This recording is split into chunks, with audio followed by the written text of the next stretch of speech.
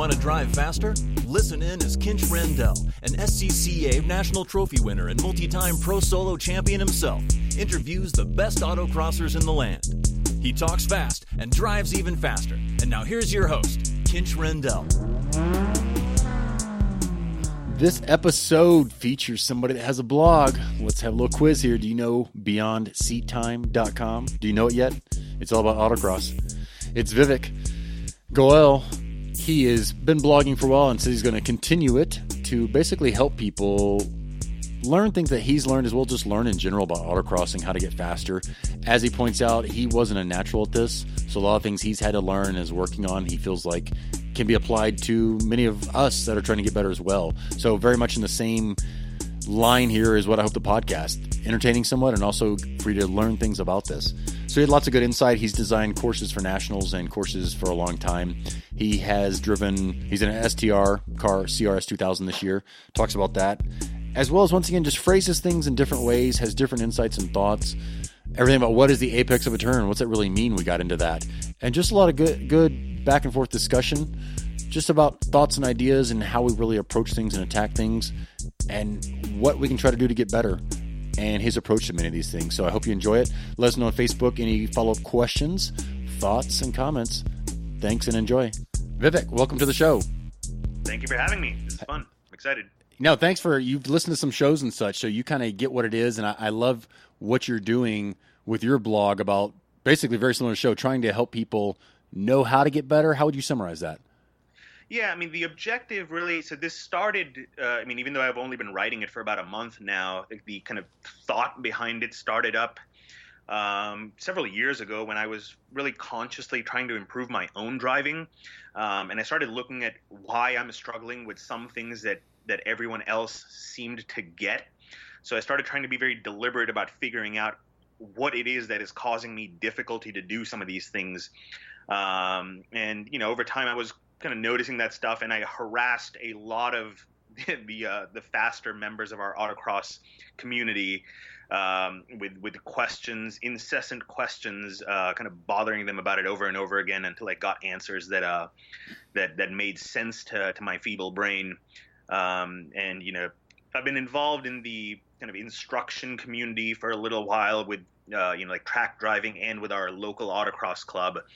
I've tried various iterations of kind of education programs within my local club, but this is kind of my bigger attempt at it, or a grander attempt at it, to write more of it out with the help of some super smart people. So, do you consider yourself a writer? Is this something you naturally have been drawn to at all? No. I mean, I'm not much of a writer. I don't have any training in it. I think the only thing that I guess writing related skill that I have is I think I am fairly empathetic, so I'm able to kind of get more of a pulse on what aspect of something someone is struggling with, and so I try to speak directly to that instead of kind of dancing around in circles. So I think that maybe helps me write in a way that gets to a point, in a way that other people are able to relate to it. Yeah, interesting. Yeah, I know. Let's say BeyondSeatTime.com is where people can find your articles, insight, and contact you. Yeah. And we're going to get into when you started this, basically racing and autocrossing and such, but you mentioned some things you weren't figuring out that other people were. What are some things there that pop up that you've had challenges with? Sure. I mean, all sorts of stuff. I can preface this with saying, and I think this is something that Sam Strano had said as well, in that I am not a natural at this stuff. I mean, when I started autocrossing, I sucked for a while and I was very mediocre for a long time. So this stuff doesn't come naturally to me. Like, very little of it comes naturally to me. So I really have had to work to understand stuff, and figure stuff out. Now, the challenge for me with that is I'm also simultaneously really stubborn, and I don't just do what someone tells me to do until it makes sense to me. So the simplest example of something that I struggled with for the longest time was distance, right? People always said, just cut distance in autocross because that's just the easiest way to go faster. But in my brain, I had, through my life always just heard, well, you drive these wider arcs and that helps you carry more speed and therefore that's better. And it took me forever to get to the point where I understood why shorter distance is almost always the right answer with autocross, if not always. So that's one example of something that just took me forever to figure out. Looking ahead was really hard for me for a long time, and I know you've had lots of guests on the show kind of offer their thoughts on whether it's even essential or not. But that's something I struggled with for a long time until I got moderately acceptable at it. And yeah, I mean, all sorts of stuff like that. I mean, it helped just what most people would consider a simpler skill is just controlling a rear-wheel drive car. Took me years. I spun out so much for of my autocross career. It took me a long time to just learn how to handle a rear-wheel drive car. And is that spinning out on corner exit, or just everywhere? Anywhere. Everywhere. And there's more of a story to that too. I mean, it's some of it was just kind of lack of feel and lack of the kind of, I hadn't developed the sensory kind of resolution and motor resolution to handle it. But some of it again was out of stubbornness, really from two perspectives. If I got in my mind that I really should be able to get around this corner with this amount of speed and should be able to get on the throttle with this amount of intensity, I would just stubbornly keep trying to do that, even if the car wasn't letting me do it. And the other side of this kind of stubborn element was when the concept of rotating a car, started taking root in my head.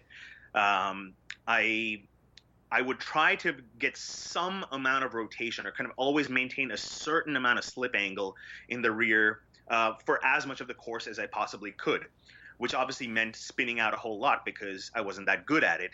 But it was for years, I was just pursuing the ability to be able to maintain that slight amount of slip angle in the rear as often as I possibly could. Huh, interesting. And one thing that came to mind when you said stubbornness, I'm not thinking about spinning out. I'm thinking about how often I see people plowing, pushing so terribly in sweepers on the entry of just going too fast into them. So I'd like people to make a note, and maybe if they see somebody doing it or themselves driving, notice that, hear that, know what it feels like. Know you have to slow down and or open the wheel for the stubbornness factor there. Yeah. I feel like maybe it is stubbornness or they just don't know that they're doing it. And what I always say is if you push or plow into a turn, it's 2 or 3 tenths of a second minimum every time you do that. So at least, yeah. Yeah, so if you're a repeat offender 4 or 5 times on a course, there's a second gone, or 2 seconds. See you later. No doubt. Yep. All right, Yep. Let's get back to when did you start autocrossing or racing cars or racing anything? Sure. So I didn't grow up in this country. I grew up in Bombay, or Mumbai as it's called now, in India, and I lived there for the first 18 years of my life. I loved cars, as a kid, and as a 3 or 4 year old, I wanted to be a race car driver. But I mean, it was kind of a pipe dream thing for me. Like, there's no access to racing there. It's not a thing that really existed at the time, at least. So it was just kind of like this fantasy in the back of my mind.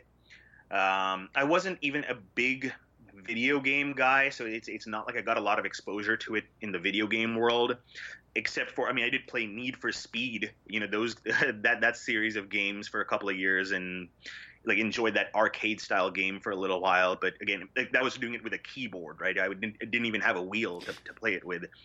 My first autocross was back in 2003 at one of those Mazda Rev It Up events. I'd never heard of autocross before, and I lived in Dallas at the time, and they had a Mazda Rev It Up event coming up, and I was like, oh, this sounds interesting, I'll go try it.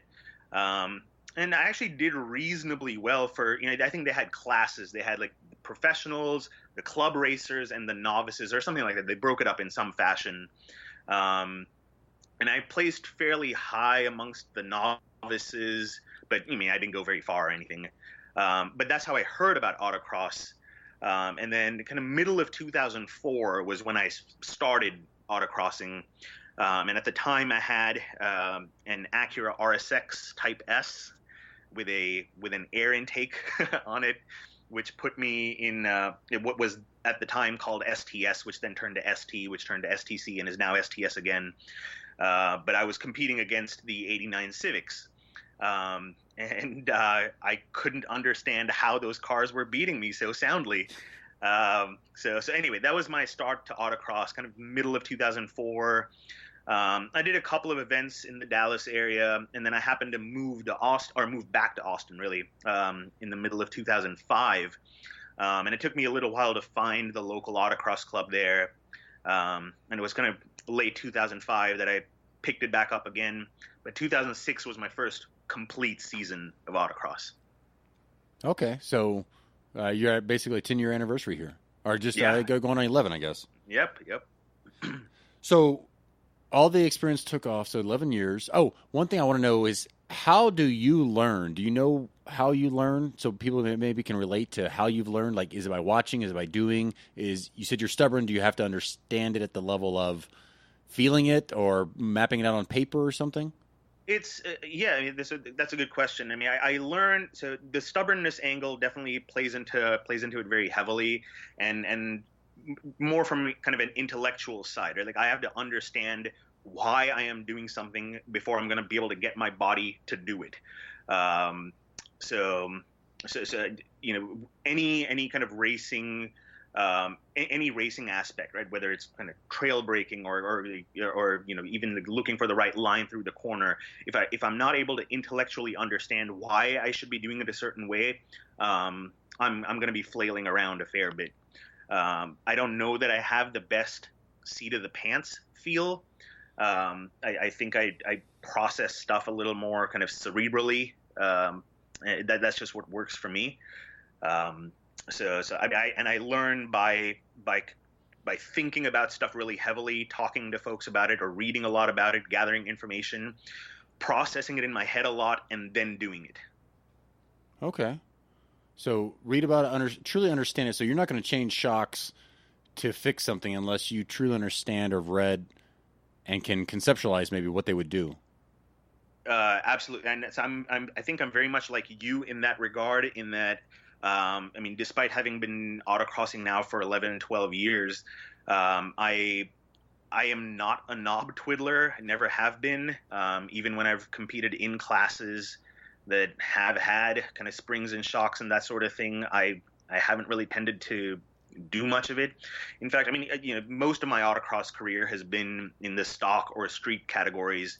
And, you know, even though I have the ability to put different shocks on the car, I've generally always run stock shocks just because I've not wanted to think about having a knob to turn. And I just kind of take that variable out because I'm like, maybe that's a little faster, you know, in certain situations and all of that. But I am doing so much wrong right now that stuff just doesn't matter. Yeah, I think that's a point people should really take to heart especially if you're newer even. I mean, once again, I started in 2001.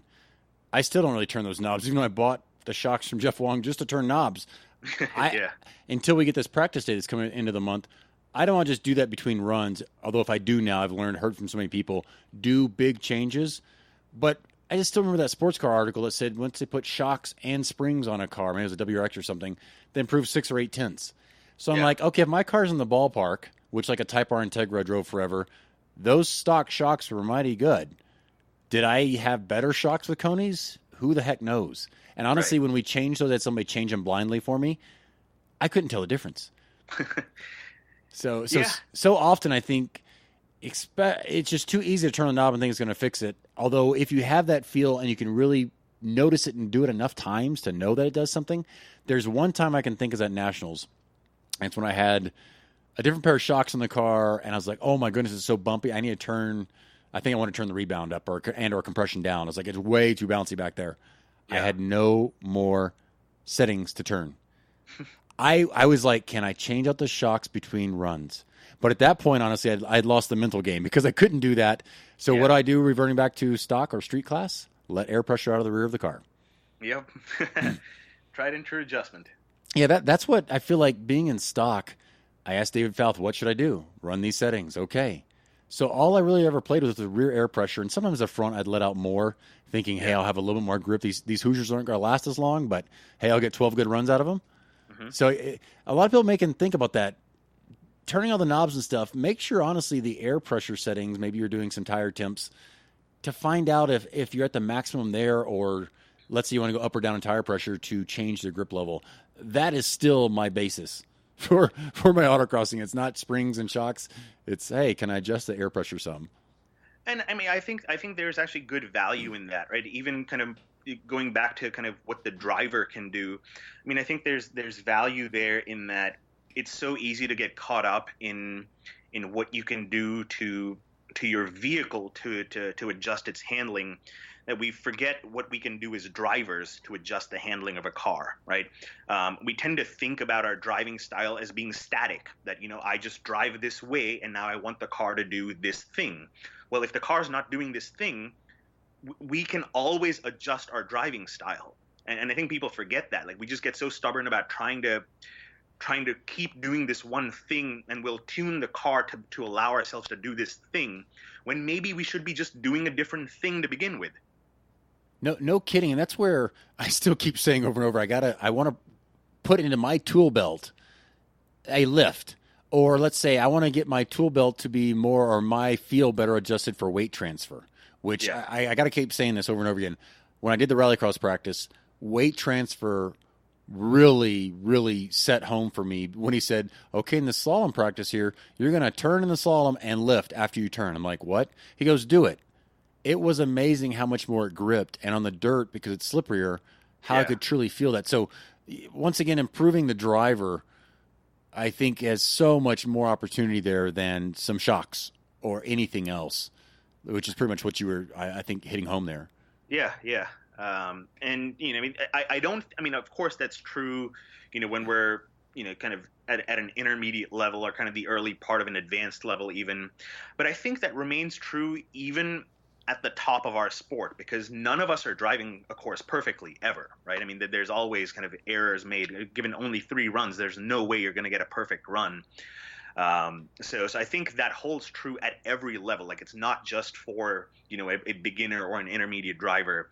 I think there's something there even for a very advanced driver to kind of, at a big event, kind of put some of that setup stuff aside and just focus on driving and dealing with the car as it is.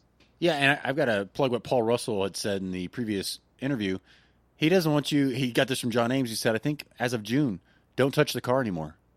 Just at that point, you're working on you getting the maximum out of the car. And yet I'm the guy that loves deadlines because, what else can I do to my car really quickly before Nationals? And then you show up at Nationals and like, I better disconnect that rear sway bar. It's crazy loose. Probably because you changed too many freaking things in between. Yeah. I mean, I haven't been much of I don't tend to touch my cars very much, like whichever ones I've had. I kind of do whatever setup I'm going to do early in the year, and then it really doesn't change through the year. I mean, of course, part of that is because it's a stock or street car with stock shocks, so there's not much to change. But this year I'm competing in STR, and we've been trying to get all of our setup stuff figured out as early as possible so that we make as few changes as we get into the meat of the season. And which car in STR are you campaigning, and with who? There's a local driver by the name Michael Willman. He has an S2000 CR that he has prepped up for STR. It's a fun car. I mean, I've been driving it, I guess, since January of this year. And I mean, I've driven it a handful of times in the past, but in its current form, I've been driving it all year. We've been really good in it. We won the Texas Tour. I guess that's the only national event we've done so far this year. We'll be doing Blytheville here in this coming weekend. So looking forward to giving it another shot against some super fast drivers. Exactly. So what tire choice have you tried both? Have you just stuck with one? We actually started on the Bridgestones, and we haven't done any true back-to-back testing of our own. We started on the Bridgestones, but just from hearing the reports from other STR drivers on how the BF Goodrich was responding on the kind of 9-inch wide wheels, we went with BFG, and this is completely anecdotal. Like, there's no science behind this, but just on the event that we put those on, I mean, they just felt super fast. So we've stuck with them. Of course, now there's a BFG tire shortage in the 255 size, which is needed for STR. They seem to be out everywhere, and even the contingency tires that are one of the Texas Tour apparently won't get here until July or August. So we need to figure out whether we need to run in the interim on Bridgestone or try the Nexen tires that Hyde Carter has been having some success with. Yeah, exactly. That is one crazy thing, is like, oh, which tire? I just sit back and go, please, somebody figure this out. That's where, Yeah. and that's where I'm not sure if you change your alignment or setup or springs or anything when you change tires. You just change tires. I'm trying to remember. I think we did change a little bit when we went from the Bridgestone to the BFG.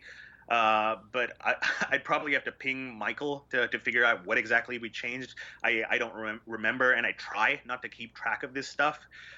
Just at an event, we get stuff to feel right, and then I don't want to know anything. And he loves the car setup part of it, and he's good at it, and he loves understanding it. So he probably knows. I couldn't tell you what our shocks are set at, what our bars are set at. No idea. They're set at what feels good right now. Yeah, and do you two have the same driving style, left foot braking, right foot braking, and do you like the same setup? You both notice the same things? So I think we have different driving styles, and ideally, I think both of us would maybe even like a slightly different setup. But I mean, I'm reasonably setup agnostic, so I don't care that much really. And I think Michael's the same way, in that I think he has an optimal in mind, but he's willing to accept a fairly broad range. So I think we've settled on something that we're both. I mean, I know I'm happy with the setup. Hopefully, he's happy with the setup as the car owner as well. But I think we have different driving styles. Neither of us left foot brake for autocross. I think I trail brake quite a bit more than he does, though, and just kind of the rate at which we get on and off the pedals and the rate at which we turn the wheel is fairly different. So the car feels different, I think, to each of us when we're driving it, but that's induced feel, right? Kind of because of what we're doing rather than the nature of the car itself. Oh, anyone can make a car plow if they turn the wheel enough. Yep. So do you guys look at video data? What do you like the best? What have you tried? So we ran video. We try to run video every single event. We're fairly new to SoloStorm. We just started using it. I forget, it was either at the Texas Tour or an event right before the Texas Tour. And both of those are great. Like, I mean, I historically, because I haven't been much of a SoloStorm user, and just always used video, I got very adept at kind of doing a lot of side-by-side comparisons. I literally get two video files, and in iMovie or whatever video editing software, I'd kind of line the videos up side by side at the same mark and advance it kind of frame by frame almost to figure out where I gained time or lost time to a competitor. So I've been doing that for a long time. And what are you noticing with that? Are you looking at line, hands? What all are you noticing when you do that? Honestly, I mean, I'm trying to notice everything that I can. I mean, I'm trying to pay attention to line. I'm trying to pay attention to when a certain input began, whether that's steering or by sound, trying to go by when the throttle was applied. And of course, because I don't have data, I can't tell exactly the intensity with which it is, but you can approximate that with the sound, right? In terms of like how quickly is the kind of amplitude ramping up. So I'm trying to notice as much as I can. I mean, on cars that, depending on the angle of the video, I mean, I'm looking at the speedometer dial too to see kind of what miles per hour we were at various points. So I try to get as much detail as I can out of the video in the, when I'm not using data. And how much time are you spending doing that after, let's say, a local event or before nationals or something? A local event, maybe not as much. I mean, I'd maybe spend, around I take like my fastest run and my competitors or co-drivers' fastest run and kind of do this and spend, somewhere between a half hour and an hour, which to some people might seem like a ridiculous amount of time to spend for a 45-second run. But there's a reasonable amount of detail there. with national events in the past, again, before starting to use Solo Storm, I'd spend multiple hours kind of looking at just comparing my own runs and then comparing my runs to someone that was either faster than me, or if I happened to win, you take the second place player's run and see what segments of the course they did better than I did and why that occurred. No, that's a theme that's actually coming up over and over again. The Wongs, for example, Jeff does a lot of that. Nick did a lot of that. Nick mentioned, I'm not sure you heard his podcast. He puts it on YouTube and slows it down. Do you ever slow down the video? Yeah, I mean, I don't put it up on YouTube in that form, but yeah, I mean, I either slow it down to where the entire video slowed down, or like I said, I mean, I just like kind of advancing it kind of frame by frame to see what happens. So like I'm manually doing that instead of just slowing the actual video down. But you get the same end result, right? To where you're watching it at a much slower pace to really pick apart what's happening. Yeah, exactly. Just trying to glean those things. And are you then taking mental notes or writing these things down to then maybe come back to the next race and say, hey, I need to do this differently, and maybe show up with a game plan? Yeah, I mean, it's a little bit of both. I mean, I guess most of the cataloging, at least historically, was all mental. But there are certain themes that I would take note of and kind of write down, to kind of really take as larger themes to explore and really focus on through the rest of the season or whatever it was until it became an innate part of my driving style. Is distance something you noticed doing this, saying, oh, I need to cut down distance, I need to cut down distance? Did you notice it in video, or what made that click? Totally. So that's something that I had started to accept the truth a little bit, that cutting distance is generally a good idea, but it didn't really sink in until Nationals 2014 when I was running SSR. I was also the course designer for the East course that year. And so one of the themes that I try to explore in my course design in general is I try to challenge assumptions, right? And so one of the assumptions being that generally cutting distance is always the right answer. So I try to put in elements where that may not be true. So anyway, I put together this East course, and there were a couple of places where I had thought that maybe driving a slightly broader line would be beneficial. And I had a co-driver in my car that year, Jeff Jansen from Winnipeg, Canada, who's super, super fast. And on the East course, the very first turn itself, like right after you cross the start beam, and then there was a right-hand turn onto this long straightaway. In my head, I was like, all right, there's a straightaway here. I'm going to take this wider arc around this right-hander. Jeff put 2/10 on me in that first corner itself, just by driving a tighter line, and I wasn't able to make up any of it on the subsequent straightaway. So that was just one example. I mean, there were several examples on the course where there was a later corner where, comparing to Grant Reeves' video, I was like, aha, he picked up a 10th or 2 on me just in that one corner alone because I'm driving really wide. So that really started getting me further down or agreeing a little more even with the idea that shorter distance is generally better, but there are still exceptions in my mind. I'm not willing to say that's an absolute rule. Yeah. What's interesting though is you designed a course. You thought, okay, these 2 or 3 spots, I'm designing that going wider is at least not harmful, but might even be helpful. So yeah. That's very interesting that not only did you design it, then of course you were going to drive that. Mm-hmm. Well, I guess if that line's clean, because at Nationals, usually only the tight line plus a few feet, maybe 4 or 5 feet, honestly, is clean. But right. Talk about learning, though. You're like, okay, I'm going to do this. This is the way to take it. I designed the course. What the heck? Somebody beat me by 2/10 in that one turn. Yep. That's one way to learn. Be like, I'm going to make this. I know the secret. Oops. And that's where I remember Hollis's one course. I think that was opposite of Kevin Younger's technical course. Mm-hmm. He had those big offsets. I swear, I think he made a little quick video. I think he cut distance pretty well there. I mean, it's amazing, like tight and tidy racing.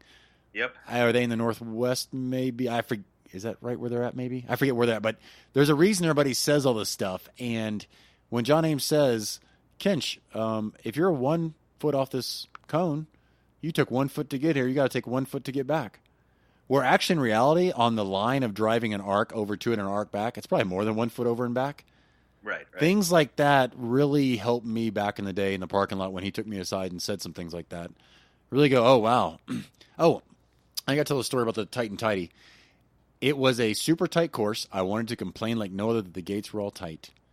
And the first time I ever was as fast as Bob Klingler. And luckily, I realized I could not drive wide, and therefore that's why I was quicker. So that, think about that. Interesting. Yeah, if you don't know why you're faster or why you're slower, which you're looking at video to figure it out, you just don't know. And you may not know, you may not change anything or experiment by changing anything at all or the wrong thing.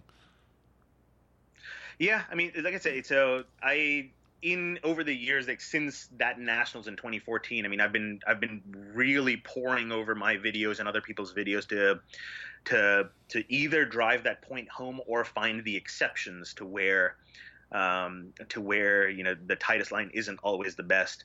And I'll give not that he needs a plug, but I'll give a plug to Brian Peters here again. This was, I think it may have been 2014 or 2015, I forget. He happened to be in Austin, and we met up for a drink. And of course, I started bugging him again with all sorts of driving questions. And we were talking about distance.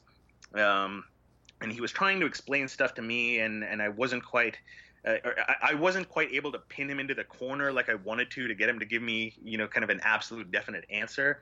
But he guided me to say that, well, you generally want to be tight on almost every cone as long as you can backside that cone. And I thought that was an interesting way to think about it, is to be tight enough but still be able to backside that cone. If it isn't obvious to people listening, I mean, what that basically implies is in the pursuit of driving the tightest line, don't end up really shallow on stuff. Still be able to backside it. Don't get yourself to the point where you've driven right at a cone and now have to figure out how to get around it. Yeah, and let me see if I can interpret that. So generally be tight if you can backside a cone. And I think he means that if you're getting late, or what I'd say is behind in the course, you're not on the optimal line. At that point, you're going to add distance to probably correct the upcoming line. I think so. Yeah, I mean, I think that's how I interpreted it. Yeah, and what's interesting, I'm not sure if you heard the latest with Mike Junior Johnson. He has this interesting concept I really want to practice later in the month on a practice day. He said he took off 0.8 of a second by going into slalom more, not shallow. You always want to backside the first cone, but he said much more like arced in, so much more like a big S instead of a very flat S. Yeah. And that was very interesting. So he went to backside the first 3 of, let's say, 5 cones. And then I always think, and I want to have you interpret this if it makes sense, then I want to flatten out my line as I leave, and I'm okay if I'm no longer backsiding any of the slalom cones. If I'm accelerating out of a slalom, I'm okay that I'm barely even missing the last cone. I am getting so far behind. Yeah. I mean, I think speaking just about the kind of last 2 cones in a slalom, right? I mean, you really kind of want to front side that last slalom cone because you want to be carrying so much speed out of it that you've turned the gap between the last 2 slalom cones into the initial part of your straightaway, right? So you want to barely miss that last cone, and the only way to do that is that you've carried so much speed that you barely miss it by front siding it. I'm not sure. I guess I have a slightly different thought on the preceding section of a slalom, or I guess everything in the slalom up to that point where you power out of it. And the way I think about it is, you see people do different things. Right? Some people kind of carry a steady speed through the slalom, and certainly they may be backsiding or not, whatever they are. Some people do the kind of, where they accelerate a little and slow down a little between each cone. I've never favored that latter approach because I just think the risk reward there isn't worth it. I think even if it feels faster because you're adding a little bit of gas between the cones, I think because you have to do a subsequent slowdown to still negotiate each slalom cone, I think you end up slowing down more than you need to.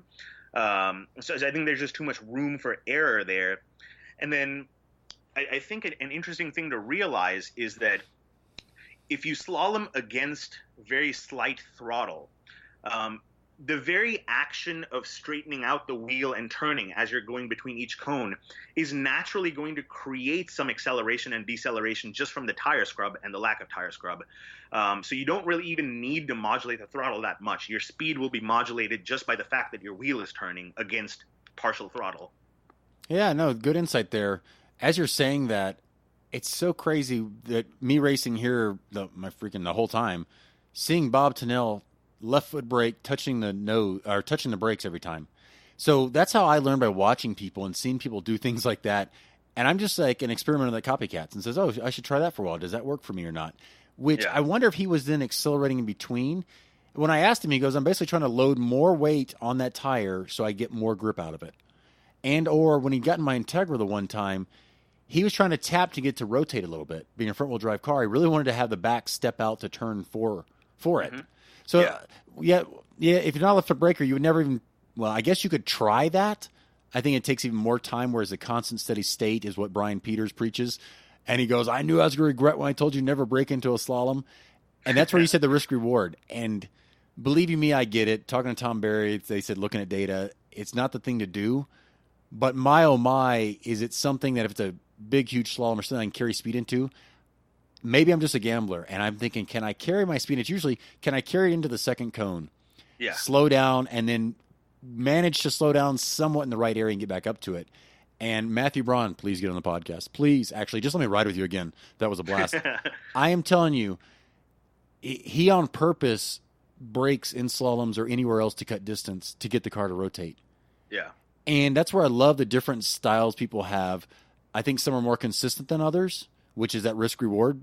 Sure. But my, oh my, if you can ride with two people that are totally opposite like that, it's just mind-boggling to know that they're both quick. Let's say in this case, Sam Strano's the other one. And very, very different. And that's where I know I've talked to several people. We want to test enough things and just see, can you combine those two? Or there's certain instances where you use one versus the other, which is a lot of tools as well as a lot of ability to think through your mind to be able to do that. So it's just fascinating how many different ways people are fast. Yeah, and so I think you touched on an interesting point there, about kind of dive bombing into a slalom, right, where you kind of like break between the first two cones to really carry as much speed as you can in there. I think there is value in that in certain instances, right? Part of that just depends on how many cones there are in the slalom, right? Because if it's just a 3-cone slalom, well, it's actually not much of a slalom. I mean, depending on the direction from which you entered and are exiting, it's either a 1-turn maneuver or at most a 2-turn maneuver. So the risk reward kind of changes depending on the number of turns that you have to make between when you slow down and then accelerate again. Yeah, exactly. And it's always dependent on what you're coming in with and what you're coming out with. And something very interesting Paul Russell was talking about was finding places on the courses you can cheat, as in cut distance because you don't need to set up for it. Or as you were saying, take some road course line. Maybe we were talking before we started recording that, hey, I don't need to set up here. And his whole point was, if you're coming out of, let's say, a tight slalom into a sweeper, but you're at a lower speed than the sweeper is going to be, you don't set up for it. You cut down. And how I think of that stuff is, if I'm going slow, I want to cut as much distance as possible generally, because my feet per second of travel is less. Yep. I'm not sure if that makes sense or if something you would say in a different way, but it's always like, if I'm going slow, how much can I really cut down? And when I was in the Type R and downshifting to first gear, what I realized was I was cutting a lot of distance, probably slowing down more than I needed to just to get to first gear. But because of that, I wasn't going to give a double whammy. I wasn't going to set up and go slow. Yeah, no, I totally agree with that. And the way I like to say that is drive only as wide as the speed that you're driving needs you to be. I like it. Drive only as wide. And it's only as wide probably looking forward to what you need to do, what you're coming up to. Right, yeah. Let's get into you said you had a heck of a time or a challenge of looking ahead or looking further ahead. How did you notice that? Did somebody tell you? Was somebody riding with you? Did you ride with somebody? What clued you in there? Yeah, I mean, multiple things. I mean, I guess when I started autocrossing, I mean, nobody had really people casually told me that, yeah, you should look ahead, but I never really paid much attention to it. but as I started getting a little more serious about the sport, I was like, all right, maybe I should try this whole looking ahead thing. And then I took an Evo school as well, where the biggest thing they're emphasizing is looking ahead. But after the school, I realized it still hadn't kind of really hit home, or it hadn't worked its way into my driving just yet. And I would do this thing where at the start of every autocross run, tell me kind of out loud, I would say to myself right before I'm about to start, I would say, look ahead, be smooth. Like, those two sentences I would say at the start of every autocross run. But they started to be just words that I was saying because, one turn into the course, I was not looking ahead anymore. And I was just having the hardest time doing it. So I knew it by myself that I wasn't doing it. And in the middle of the run, I'd be mad at myself that, I should be looking ahead, but I'm not. And of course, I'm very lucky. I mean, in our local club, I've had some amazing mentors over the years. When I started, there's a super fast guy, John Hale. Like not everyone in the country maybe knows him, but he's been an STU superstar for years, and he drives everything really fast. He's just crazy fast. So I had him helping me out for years. I had Dan Pedrosa, who's kind of taking a break from autocross right now and racing bicycles, but he had been fast for years, and 1 year I spent co-driving with him, learned a ton. And I have Andy Hollis and Eric Strelniks, that are local to me too, and they've been super helpful and instrumental with advice and pointers and noticing things about my driving, right? So I had people telling me, and I could observe for myself, that I wasn't looking ahead very well. And that's when I started to kind of think through, well, why is that? Why am I not doing this? And it's actually just, I think, a week and a half ago, or maybe 2 weeks ago now, I don't remember. I actually wrote something about it on my Beyond Seat Time website about why it's hard to look ahead, especially on corner entry. And it has a lot to do with, we tend to naturally, like, even if we're looking ahead when we exit the previous corner, and we're trying to stay really disciplined about it, we tend to get really focused on the breaking point that's coming up, and that makes us stare at that breaking point, which then of course breaks us from the pattern of looking ahead. And that's when we start getting point to point again, where we stare at the breaking point, then stare at our turning point, then stare at our apex. And then we feebly try to catch up on looking ahead on corner exit, but then we repeat that cycle every time on corner entry, where we stare at the breaking point. Huh, that's interesting. Yeah, I get to the point where I don't think about breaking points pretty much at all anymore. Definitely on course walks, I don't program them in anymore because I would do them. Mm-hmm. And if you're not thinking about that, I think it's much easier to look ahead, because I try not to pick breaking points, and I realize they're also going to change based on conditions, based on how fast I did the previous section. So maybe a note for people, if you really don't think you're looking ahead, maybe what Vivek just said is really key. You are focused on some other things that are preventing you from being able to look ahead, because you're looking at something, you only care about something that you're coming up to and or just past. Yep. And you're right. As I then learned that, firstly, staring at a breaking point doesn't help anything, and nor does actually picking a breaking point in advance. I got this advice in 2014. I also got the opportunity to drive a Le Mans Ferrari 458 at Catalunya in Barcelona. And that was an incredible experience. And I had a GT driver, like a competitive Le Mans GT driver, coaching me around that track. And a piece of advice he gave me was, Jeff put 2 tenths on me. To not think about braking zones in terms of where you're getting on the brake, but think about where you want to be done braking. And that really kind of started changing how I view braking zones altogether, and kind of helped me keep my eyes up a little further. And it also then starts really improving your brake release and corner entry, because once you're focused on the release of it, it's automatically going to improve, right? Because that's where your focus is, rather than when you're getting on the pedal. I'm writing that down, because that's huge. And when I'm at what I consider is my best, it's when I'm releasing nice and smooth. Yeah. And I love the fact you said if you're focused more on where you come off the pedal, which I think is huge, because, hey, you're done braking at this point, which is probably trail braking for most people. So you were fading off the brake pedal nice and smooth as you were trail braking in. It kind of is easier to say, okay, I want to be accelerating out of this turn as soon as possible. So to do that, hopefully before the apex, I'm off the brake and I've coasted for a little bit. or I'm back on the acceleration. And that's what Ross Bentley, being able to sit there and hear him speak for 2 or 3 hours and talk a ton about the brake zone, because he claims, and that's what I keep hearing, that's where most of the magic's at. Although, once again, don't just assume that as a driver. Having data, I would find out that I was not fast in sweepers, but I was fast in the high-speed section. So a lot of this is probably knowing what are you good at, what are you trying to improve at, and don't try to improve at everything at once probably. Yeah. But to kind of know these things, otherwise you're just guessing. You might go, oh, yeah, I'm going to focus on coming off the brake. Maybe you're already doing that. maybe that's not where you get the most gains to begin with. Yep. The other interesting thing that I tried to dig into and talk to some folks about after listening to a couple of your previous guests, where there were differing opinions that people had on in terms of how much, if at all, they look ahead or whether they rely on memory or whatever. And these are all very successful drivers, right? So they're able to go fast regardless of whether they look ahead or not. And so I was talking to a couple of different folks about it, other drivers, and I mean, I still keep in touch with the kind of European driver that I had coaching me. So I was talking to him about it as well. And another interesting point that came up, and I forget who said this or in which conversation, but the point was that so the people that are looking ahead, their primary focus is on optimizing the course. Like, they're trying to drive the course as best as they can.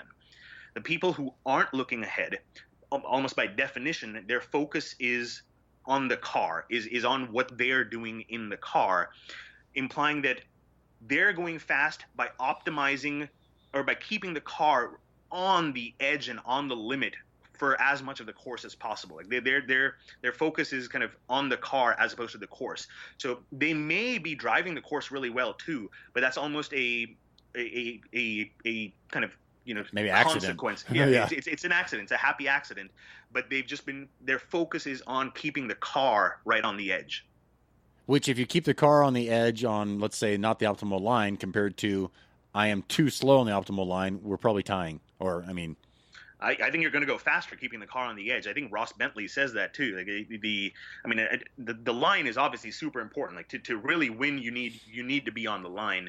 But someone driving under the limit off the line is going to be slower than someone driving on the limit. Yeah, if you double in that case, if you double whammy that you are under the limit and not on the, let's say, most tightest line or the optimal line, double whammy. Whereas if you are at the maximum grip but going wide a few places, you're saying that's faster than if I'm on the optimal line but never getting to the limit. I totally agree. Right. And obviously the magic is whoever can stay on that optimal or closer to the optimal line while being at the limit of adhesion.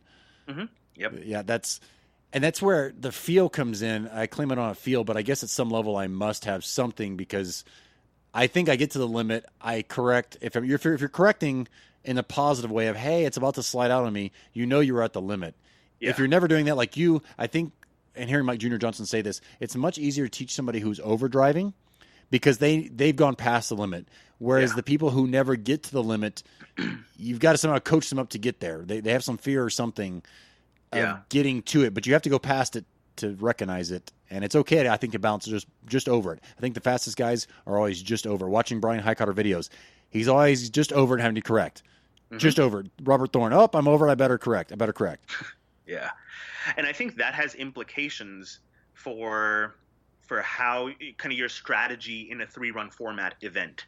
Like if you're the type of driver who approaches the limit from the bottom up rather than someone who exceeds the limit and works their way down, I think that has implications on the strategy you employ when you only have 3 runs to get your fastest run. Oh, definitely. And that's where I'm not even sure my strategy is, and this podcast throws all these new ideas in there. Like Paul Russell saying, I like to be conservative with my first run because I always want a time in the books. And he goes, you never DNF. I'm like, okay, I got the never DNF. I don't do that. But can you back off? And he had me thinking, can I be a little more conservative on the first run? And that way there's, I guess, less pressure if you're feeling pressure. But maybe you won't make as many mistakes if you're trying to drive at 99% versus 100. Just that little slight edge. That's something I want to definitely take out and try. It's going to be like a focus. Like, okay, this event, this first run, I'm trying this. Whereas I think a lot of us are probably like I usually am. I just show up and I'm going to go out and run my 3 runs or my 5 runs locally and see what happens. Whereas I love what several people have said, go out there and have a focus. Yeah, and I think my focus has changed over the years in that previously it was kind of the advice that Paul Russell gave, right? In that the advice was always get a good solid first run in and then build from there, right? And that works. I mean, it certainly works. But I think I realized that I am slower at creeping up to the limit than if I exceed it. Then I have a much better feel of how much I need to back off to get to the right mark. So I found it was quicker for me to find the limit around the course if I exceeded it. So I changed my strategy to it wasn't that I'm going to go just ridiculously, over the limit all over the course, but usually on any course there are 2, 3, maybe 4 spots where there's kind of the kind of high risk, high reward sort of scenario, right? It may be a transition maneuver that you can just throw the car through, or a sweeper that leads to this section where there's really high speed sweeper where there's a ton of time if you happen to get it right. So I would identify these few spots on the course where I'm like, all right, I'm going to push just these spots really hard, and see what happens. That way, then I know if I even overshot the mark to begin with, and if so, how much I need to back off there. No, that's great. So I think people should think about this. You're calibrating yourself by picking a few spots to try to find the limit. If anything, if you step over it there, it shouldn't be too painful. Mm-hmm. Whereas some other people, maybe if they're overly aggressive all the time, they should employ I'm going to be conservative here. Or if they know, hey, I usually overdrive here, here, and here. Okay, this first run, I got to be extra conservative there. So that's interesting that once again, most of us are following a couple probably different camps, and to kind of recognize where you're at and what you can experiment with. But to know that you changed that for the better, because I like what you said, to get up to the limit's not as easy if you're under, but once you've gone over it, you can recognize it and kind of probably tune yourself into that. Yeah. Yeah, no, interesting. That's what I love, these thoughts. It's the same thing you're trying to get at with Beyond Seat Time. It's what's going to click for somebody. Yeah. And so much, I think, is where are you as a driver, not only on the course, which I think is the most important thing. I always say, where am I at and where do I want to be? Mm-hmm. How quickly can I get back to the optimal place? That's one little thing. Oh, and something I meant to add in when you're talking about looking ahead. What I've often said to myself during a run, if I repeat it, is, where am I looking? Where am I looking? Where am I looking? Yeah. That way my brain, I'm asking the question I want the answer to. Where am I looking? Or where am I going next? What's next? What's next? Because every once in a while I get tunnel vision. I'm like, oh, I'm just driving. And it's so weird for me, and that's where you have to know yourself. Do you drive faster and faster every run, or sometimes are you as fast your first run as your third? And for me, that's the case. I'm like, okay, then what are you doing? I find myself not looking ahead. So it's interesting. I'm not sure if you would change that, let's say, program, what you'd say in your mind of where am I looking, or somebody could try that, or if any of that you have some thoughts on. Yeah, I mean, I think it's there's a certain amount of self-awareness that you have to develop there, right? To like, you are constantly asking yourself that question because you've identified that looking ahead is really important to you, and because you've identified that is a source of speed for you, that when you do look ahead, you do go faster. So you've kind of developed this learned behavior to keep asking yourself whether you're looking ahead on the course or not, right? And doing that probably would have helped me learn to look ahead better sooner. But I think I do it fair. I mean, I don't do it as well as like the Andy Hollises whose heads are like turned 90 degrees outside the car when they're driving. I don't think I quite do it to that level just yet. But I look ahead reasonably well at this point, and the question that I ask myself through an entire run is, am I at the limit? Am I at the limit? Am I at the limit? Because I always want to push the kind of physical limit of the car. And this goes back to kind of my obsession for years of always trying to have a little bit of slip angle in the car. So I've always, that's the question I'm asking myself, like a stuck record player throughout the entire run. Because that's what I find myself making gains on from one run to the next. Yeah, so it sounds like you want to challenge yourself to get to the limit, always, am I at the limit? Can I get there? Yeah. So once again, it's you want to be at the limit so you can tone it down, whereas I would say if somebody's always going over the limit, maybe they could ask the same question. Am I overdriving? Yeah. Am I overdriving? Am I overdriving? Totally. I think they could, right? Because I think the the thing that they need to realize in that scenario is what is causing them to overdrive.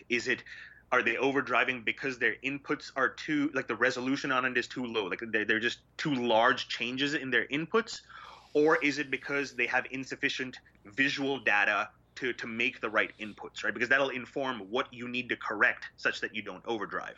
Yeah, no kidding. And that's what Ross Bentley covered so well about. He'd tell people to go out on the track and focus. What do you see go out there and make five laps. What are you seeing? Tell me think about everything you can see. Next time, everything you can hear.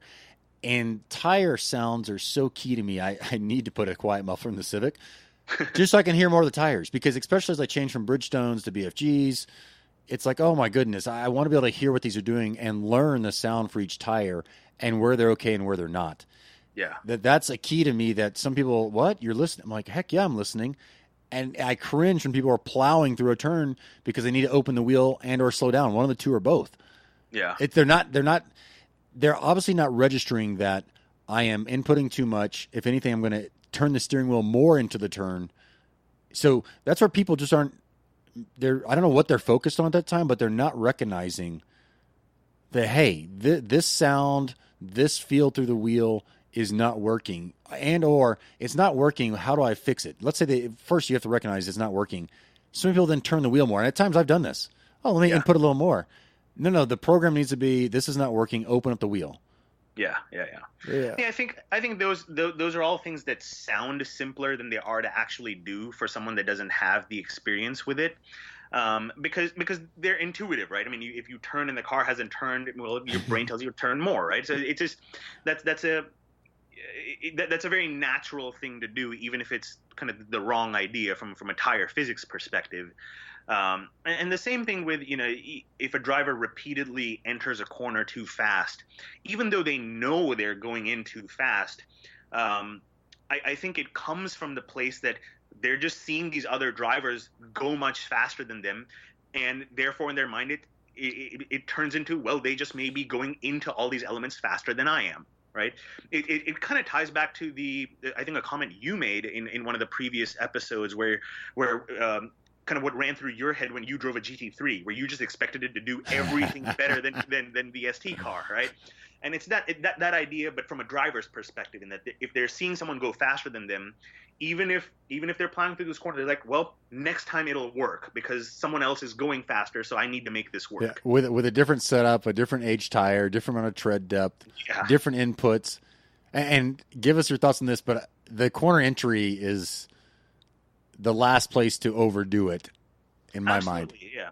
I mean, it's the last place to overdo it, but it's also, to borrow a phrase, I don't know if Ross Bentley coined this term or if it's a term that exists, but I mean, corner entry is kind of where the racing gods live, right? I mean, that's where they make the time over the people that are not going as fast.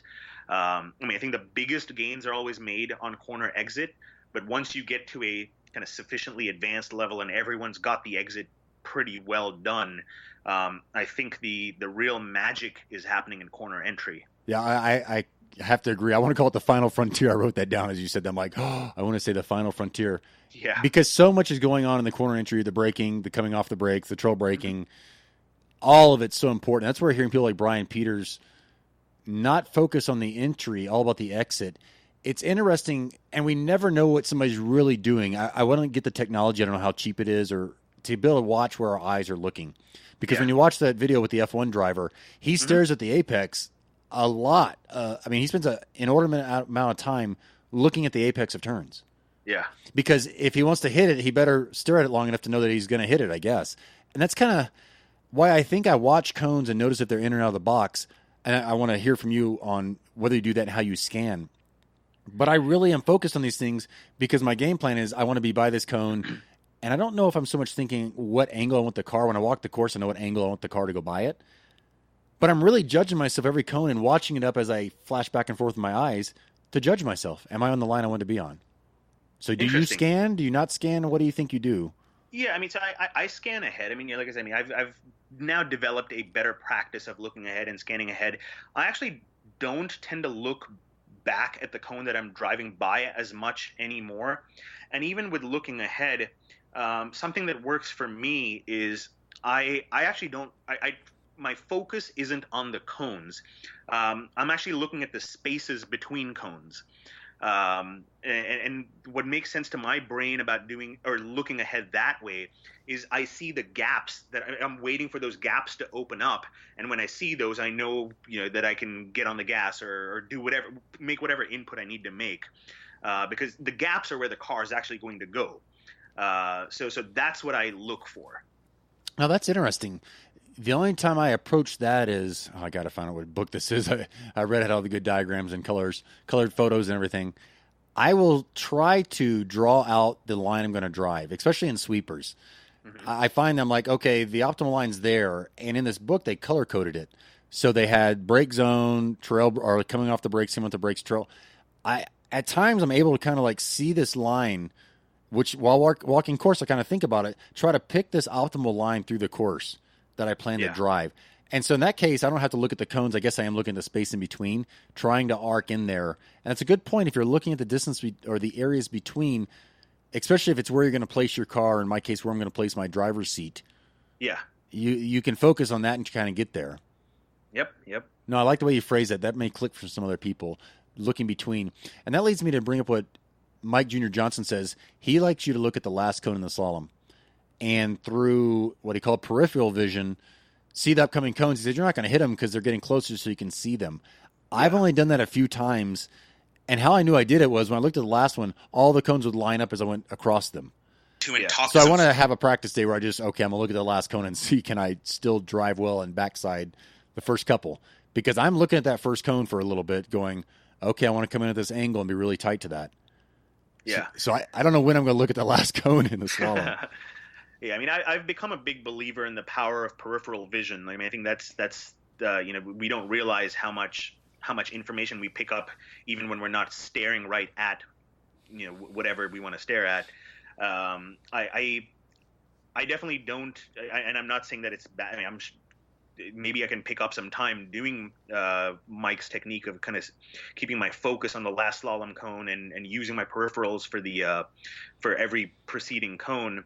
But I tend to just do what I do in the rest of the course through a slalom from a visual perspective, which is try to keep my eyes on the gaps that are ahead, right? So if I'm between the first and second cone, I mean, I've got my eye on the gap between the second and third and the third and fourth. So I just keep advancing that forward as I go. So maybe there's something to be gained by keeping my focus all the way at the end of a slalom. Yeah, and that's where each person's different. I think it was Sam Strand who goes, I'm going to get in trouble for this, but I don't look at the last cone. And I am scanning up a couple of cones, but once again, I'm really checking. I'm trying to grade my line choice of am I still on the line I want to be on by really knowing where I am at when I go by that cone. Yeah. And I wonder if I can pull that off by looking at the last cone. With so many things in life, if you change one thing, you need to change something else. Maybe yes. When he's doing that, it's helping him get that exit so much better. Mm-hmm. And also he said he's coming into these at a greater angle, so more distance in the first couple. Yeah. So I want to caution people on when you change something to match somebody else, because you see somebody going faster the course, they may be doing 2 or 3 different things. They might be left foot braking where you're not, or smoother inputs or less inputs. All these things blend together. When I first started this, I'm like, how in the heck can somebody beat me? There's only 3 inputs here. Yeah. That was the hook for me. I'm like, no, I got to be able to figure this out. Yep. Yeah, and I don't know why that just reminded me of, the whole idea of even backsighting a slalom cone, right? I mean, we've heard that our entire lives, right? And you ask people why. Well, why should I backside a cone? And there's various good reasons for it. But again, I don't remember who helped me think about it this way. But it really cemented it in my mind was, the clearest reason to backside a cone is simply because of the fact that a car has certain dimensions. If a car were the size of a point, you really wouldn't want to backside the slalom. You'd want to be, perfectly parallel to each cone, because that would minimize the distance, and it would be the shallowest arc. You'd be carrying the maximum speed all the way through. The only reason you need to backside it is because the front is doing the steering. The rear of the car is, unless it's sliding, it's traveling in a tighter arc than the front of the car. So if you turn right at the cone, the rear is going to hit the cone. So you need to create a little bit of space at the front so that the rear is what gets right up against the cone. And that made so much sense to me when I thought about it that way. I'm trying to take that in because I've never thought of it like that at all. When I think backsiding, I want my back rear tire to be close to the cone.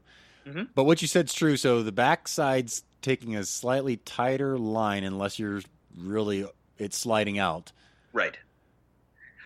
So what you said, right? I mean, if backsiding means having the back rear tire or the rear tire right up against the cone, the only way to do that is if the front is slightly off the cone. Yeah, but that's fun. I've never thought about it being, I guess it has to be off of that cone, but I've never thought about that. I guess. I've never, let me amend my statement. It actually doesn't need to be off. Your arc just needs to be a little different to allow both the tires to be equally close enough to the cone. Yeah, no, it makes total sense, which is what's kind of boggling my mind that my front tires, I might be aiming at it, although it's a John Ames principle. He said, aim at the cones and power past them. So you're pushing your line out by you're going so fast that your line, no matter what you're doing with the steering wheel, is getting wider and wider. Yeah. So that's interesting. And I think your point about being a point, let's say we're infinitely skinny cars. We are like 1 millimeter wide. That's when we would be not trying to backside anything. We would not need to. Well, also you'd need to be 1 millimeter long, like where you had no wheelbase at all. Okay, gotcha. Okay, so you just want to be a point. I was thinking even when we're just really skinny, but if we're really long, we're still going to be able to hit those things.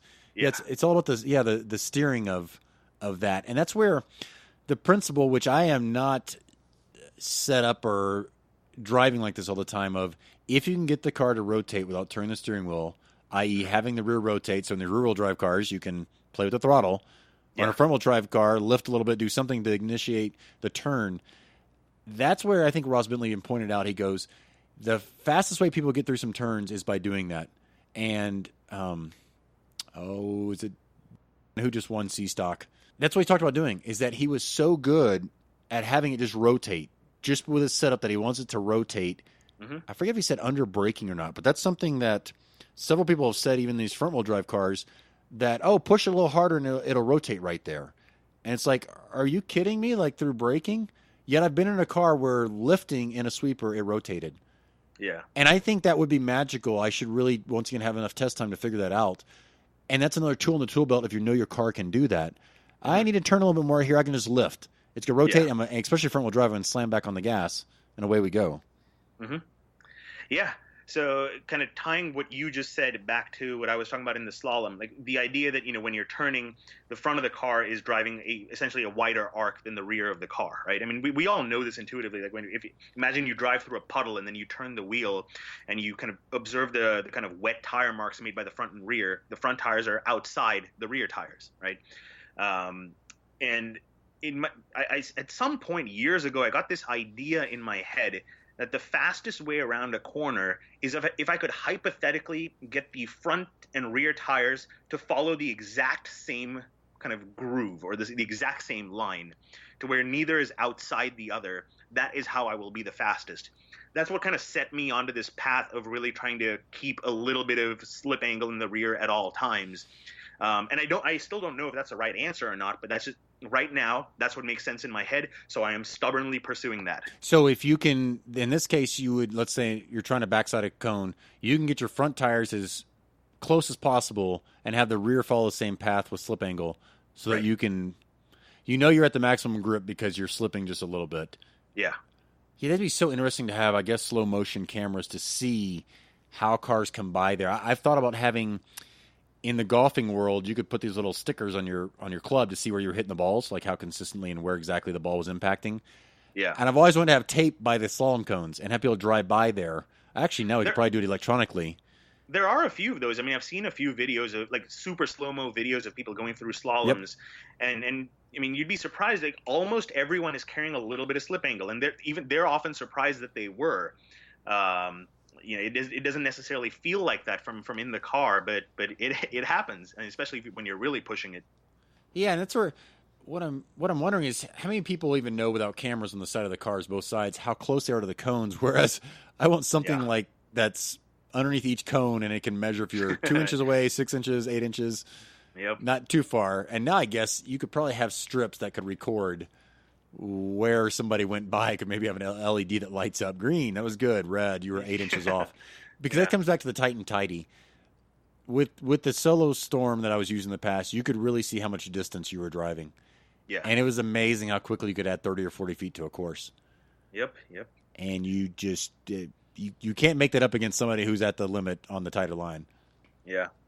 I mean, I think that's what's one of the interesting things about autocross in the present day is just the number of tools we have to learn and get faster, right? Like you compare to like even 15 years ago, I mean, video wasn't that as common as it is, like nowhere near as common as it is today. Data was, much more exclusive access because it was harder to get and all that sort of thing. And so the tools that we have today are, I mean, they're amazing. Which is I think it's making the sport interesting in that you have a much larger pool of people who are capable of winning now than before. Like I think in the past, I think there were maybe a few people who would figure stuff out and they would then dominate for a number of years. I think we're seeing less domination in the sport now because there are multiple people who can get it done on any given day. Oh, true. And that's where some of the people said competitions is so much different now than it was 10, 15, 20, maybe not 10 years ago, 15, 20 years ago. Yeah. And it makes sense. I mean, everything from blogs, podcasts, videos online, all this stuff makes it so much easier to learn if you're willing to put in some time and know how to learn or what you're kind of looking for. Yeah. And then can you – so that's the beyond seat time versus the seat time. Can you then implement some of these things and try to change them? Yep. I mean, that just, it's one of those, there's so many kind of adages or sayings that catch on in the racing world, right? Like, again, you hear so commonly that, oh, well, seat time is everything. It turns out, I mean, seat time is super important, no doubt, but it's not everything. You do need to learn more. I mean, this is at the end of the day, just physics that we're playing with. So the better you understand it, the faster you're going to go. Yeah, well, exactly. And knowing what you can even try. Which, that's huge. And I always come back to, where are you at? Where do you want to go? I don't care if it's life, business. Are you focused on working on something? Yeah. The pro basketball players, they're working on things. There's dribbling, there's shooting, there's defending. They are working on these things. They have coaches. They have people helping them do this. How much of that can you apply? And that's where I'm blown away at the different levels that people put into the sport. And through this podcast, it's really opened my eyes to how much some people race, how much some people practice. And I'm not sure I guess what I realize is I think everybody can get to a pretty competitive level with the right inputs of seat time and everything else and knowing and coaching and such. You may not be able to do that, but I'm now convinced, hearing the Whiteners for one say, we weren't really good for like 6 or 7 years, and we really didn't think we could be good. Yeah. But man, oh man, you talk about doing all of it, the seat time, the study, the getting coached. Mm-hmm. The time put in there to tweak on things and change things and end up making shock setups and such. So it's truly amazing. I think that at least I have hope that everybody can do that. I have hope that we can all improve. As Paul Russell said, he's still trying to figure it out 20 years later in karts. Absolutely. I mean, none of us are ever driving perfect, right? I mean, there's always more. And that's true in general, even if you have 1,000 laps, but it's absolutely true when you only have 3 runs, right? I mean, there's no one's getting a perfect run in 3 runs. So there's even if it's, there's so much to improve in terms of what you know about how to make a car go faster, how to set it up to go faster, how to optimize your mental approach so that you maximize your chances of getting as close to the fast run as possible in 3 runs. There's multiple angles from which to improve. Yeah, and one thing, the mental, we're always going to have mistakes, so beating yourself up about a mistake. It was even Paul Russell said, I've won with mistakes. Of course, because we've all won with mistakes. They may not be huge, glaring mistakes, but it's so crazy. I'm one of those people that finish and I'm like, oh, that was great. I'm like, well, I could have done this better. That's another thing. Yeah. You have to at least know what you could have done better for if you have another run, especially. Yep. I mean, I have friends locally who get very annoyed by my tendency to do that, where even if I put together a pretty good run, I come back and I act a little pissy and throw my helmet around and get a little annoyed at myself. And it's not because, part of me is happy at the run that I put in and all, but it's just I've tuned myself to try to be so vigilant about every mistake that I'm making that I'm just kind of mentally cataloging that on the run, and then I'm just upset about having made those mistakes, regardless of whether it's a good run or not. And that's where people need to know, for one, if you get a little bit upset, and I think people do that so they will remember it. That's why I berate myself. I should be like, yes, I missed my Sunday runs at a pro finally. I cannot believe I was so spacey about that. Space cadet looking for something that was not there, but yeah.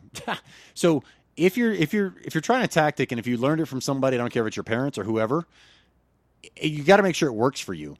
So whatever it takes to remember a mistake during a run, as long as it doesn't make you make another mistake, I call it the double whammy. I see so many people that make one mistake and they compound that with another. Just realize you're going to have those mistakes. If you need to get out and be a little frustrated, I mean, Highcott, I remember before I really knew him, got out and threw his helmet down. Maybe he even won on that run way back when. Yeah. But for some reason, he's okay doing that, or back in the past, and it didn't hurt him. So that's something is realizing. For me, I've been at nationals where I have been so freaked out, and some tactic I experimented with, it was from some counseling class, was like, oh, just feel your feelings. Well, if you're feeling fear and you're scared and all this pressure's mounting, for me, I realized that did not work at all. Remembering that I've done this before, I've been fast before, I know how to freaking autocross, calms you down a lot more. I pick up some physical tactics. So I'm coming back to, I wonder if you do that and you seem upset because you really want to remember it and drive it home to yourself for the next time. I think mine's more of just a feeling it in the moment where I'm just annoyed that I made a mistake or made a mistake again. It's not much more than that. Like I've at big events, I actually managed to stay fairly calm, or at least, I may get annoyed about a mistake that I made, but I don't tend to feel a lot of pressure on stuff. And I think part of that came from, because my first several years at nationals, of course I wanted to win, but my primary objective for all those years was just I want to learn how to drive better, and if winning happens as a consequence of that, great. If not, whatever. As long as I'm still learning how to get faster. And so because I didn't have that kind of really rigid focus on trying to win, I approached it pretty calmly. And now, of course, now I have more of a drive to win, but I think I have that learned habit of not really feeling this pressure in the moment. Yeah, no, which, once again, unless you excel at that, unless you're Michael Jordan who needs some trash talking to get you going, it's so key to know how you're going to excel, and can you reproduce that at your local events as well as at nationals. And I like what Paul Russell said. You don't have competition. It's not that Vivek's in my class or somebody else. It's the course. And that's how I never phrased it that way, but I always know it's me. Yeah. Even in pro solo, when I'm lined up next to somebody, it's me. Can I just do what I can do? Mm-hmm. As Leslie Cohen said, can I focus for 60 seconds? Yep. Sometimes not, but. Yep. That's something that I even heard, Jeff Jansen, who co-drove with me in SSR. We competed together in B stock a lot back in the day too, in S2000s, and when I was trying to run the NSX like an idiot. Where I forget which year it was. It might have been like 2012 or 2013. He was co-driving Charles Kim's CR that year. It was 2011 because I was not in B stock that year. So I was just watching B stock run, and he would come back after a run, and I would, kind of walk up to him to try to tell him where everyone else is in the class and all this stuff. And he was like, I don't want to know anything. Just don't tell me anything. I just want to drive my runs. I just want to be happy with what I'm doing there. And that's it. If at the end of that I've won, great. If not, oh well. He was completely tuned out to what anyone else was doing. He was just focused on his own driving. I thought that was really cool. Exactly. That's like John Ames saying, I don't look at other times. I don't watch other people's times. I don't care. Yeah. If it doesn't help you, all I think it does is take some mental power away from you for knowing what you're going to execute on and what matters to you. That's where taking the time to look at videos or something else between is probably a much better, or calming down or having a cold drink or something is probably better than, hey, what was that time? What's over there? What are they doing? Were they changing their tires? Are they? Yeah. It's not defense against you until you let it become defense. Yep. So course design, how long have you been designing courses? You've done national courses. Yeah. So I got started doing course design fairly early in my autocross career. So I did my first nationals in 2008. And when I came back from that nationals, it was later that year or early 2009 where, I was like, hey, let me try course design with my local club. And I did a few, and, as always, the first ones were fairly terrible, where I was trying to pack too much into a tiny local lot, especially having now gone to nationals and seen how amazing these courses are. I wanted to put all those elements into a local size lot, right? So there was some learning there, but by late 2009 or 2010, from that point on, I think I've designed probably like 90% of our local courses between 2010 and now. I've done every Texas tour since 2012 or 2013. I did nationals in 2014. I actually was going to do the Nationals West course this year. I was selected to be a course designer this year, but had to pull out because setup weekend is on the weekend of May 12th, 13th, whatever that weekend is. And I ended up having a conflict where I need to make a work-related trip out of town. So I couldn't make setup day. I was really looking forward to that. But anyways, I've been doing course design for a while. I mean, I have kind of my own approach to it, I think. But I really enjoy it. I mean, it's helped me even learn about driving and kind of that sort of thing. Yeah, no kidding. I don't even know what year I started designing courses. It might have been maybe a decade ago now.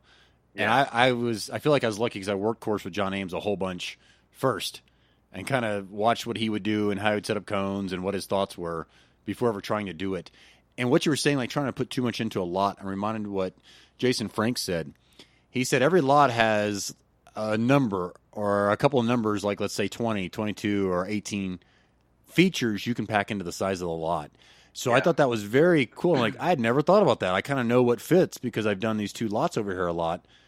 But that's something that if you're new to it, you might look at the previous courses that people liked or that you liked that flowed well and kind of pick out, okay, we have 5 slalom cones, we have 2 sweepers, we have 3 offset gates, and just keep that in mind as you do that so you don't end up doing what all of us at some point try.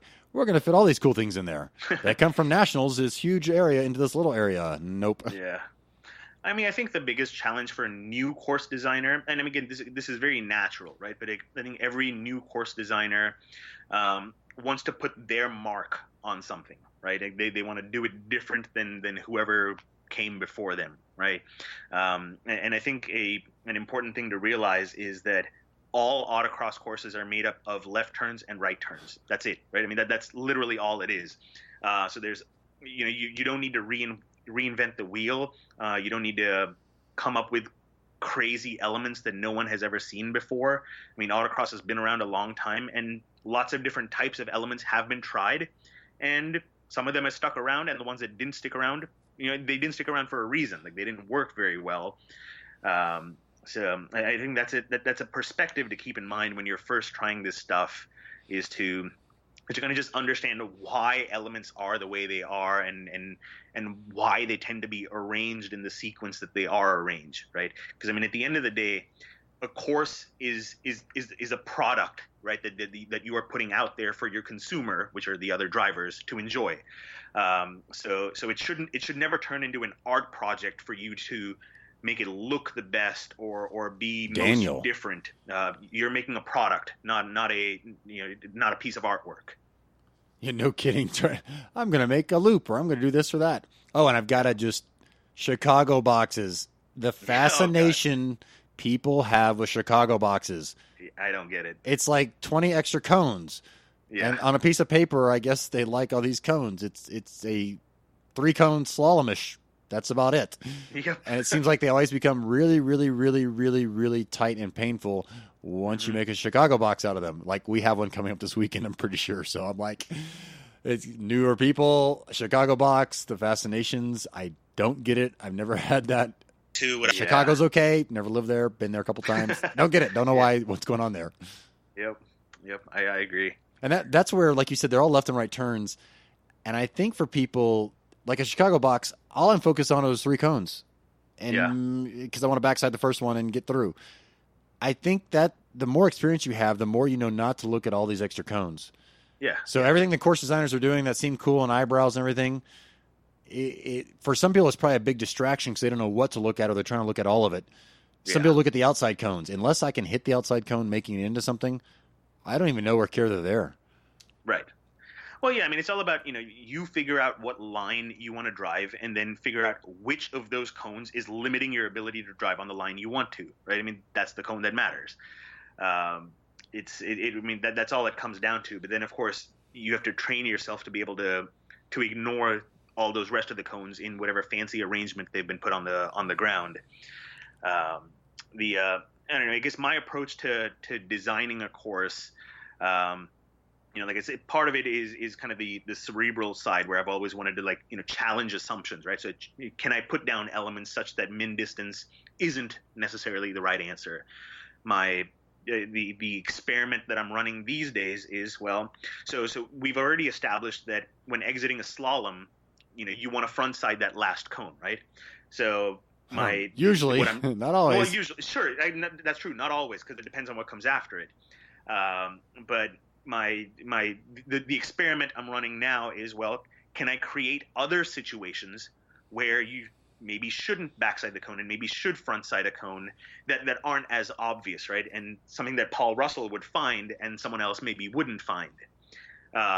So I like thinking about stuff that way, kind of creating these scenarios where you have a choice to make.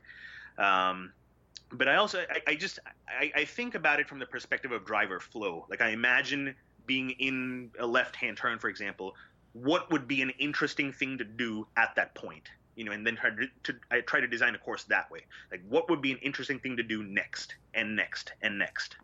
Oh, interesting. And that's where John Ames taught me to draw it on paper. So I would actually draw flows without any cones and then add cones after the fact. He said, just draw some and put them away, and draw some and put them away.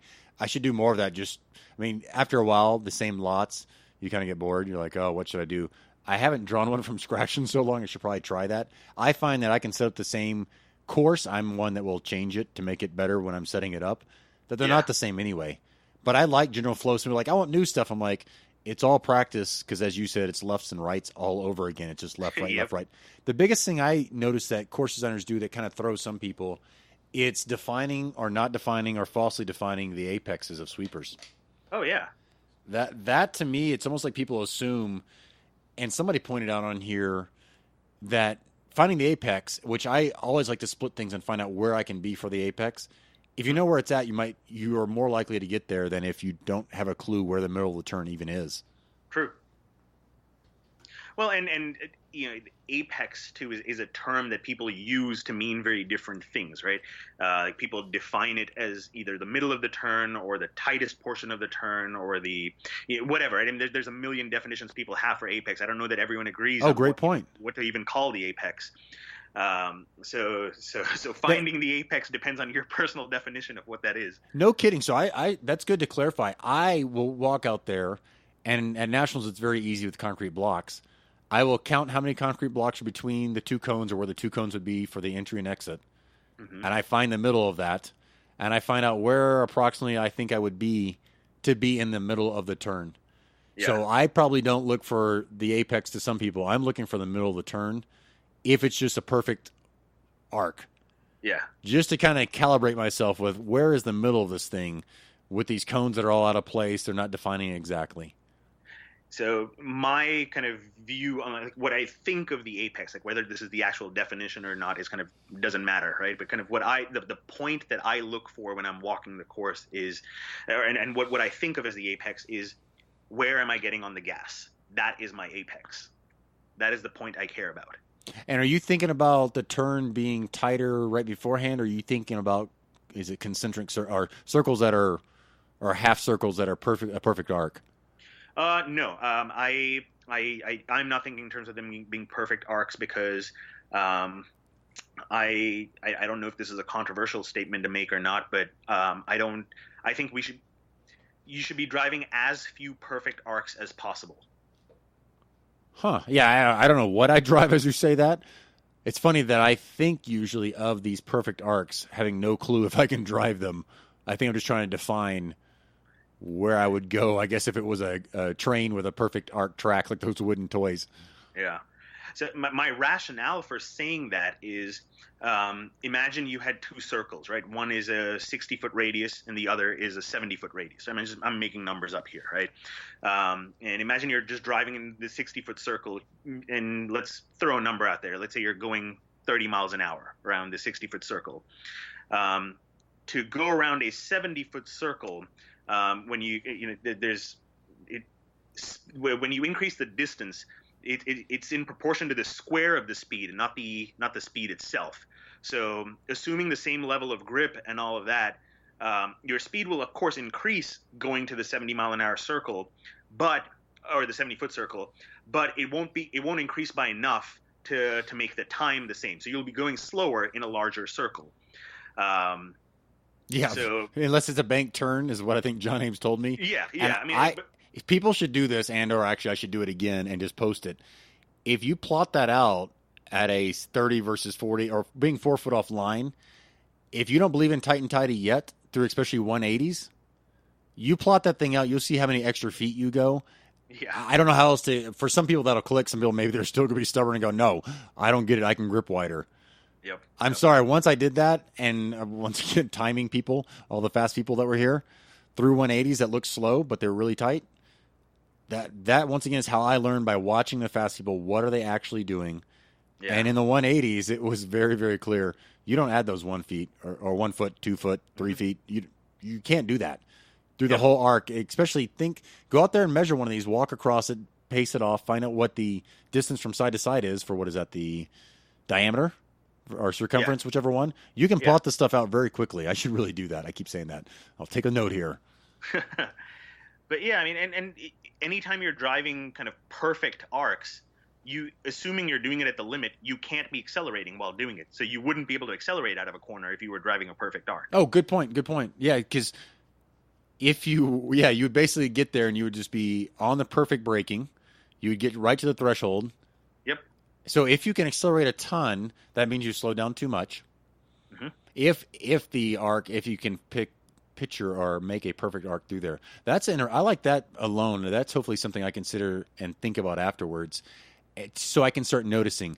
Am I finding myself in certain turns burying it, which in front-wheel drive you can usually get away with a lot of throttle input, or am I at the limit where I can just barely modulate into it? That's a clue for all of us to know. Did we overslow?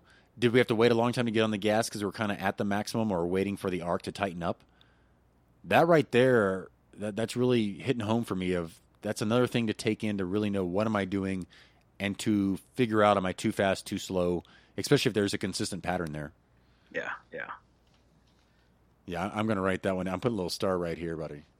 All right, great. Thank you for bringing that up and having me think about it long enough to go, wow, yeah, what am I doing there? Because Ross Bentley said you want to minimize the slowing to accelerating, which makes total sense. You want to have the highest average speed.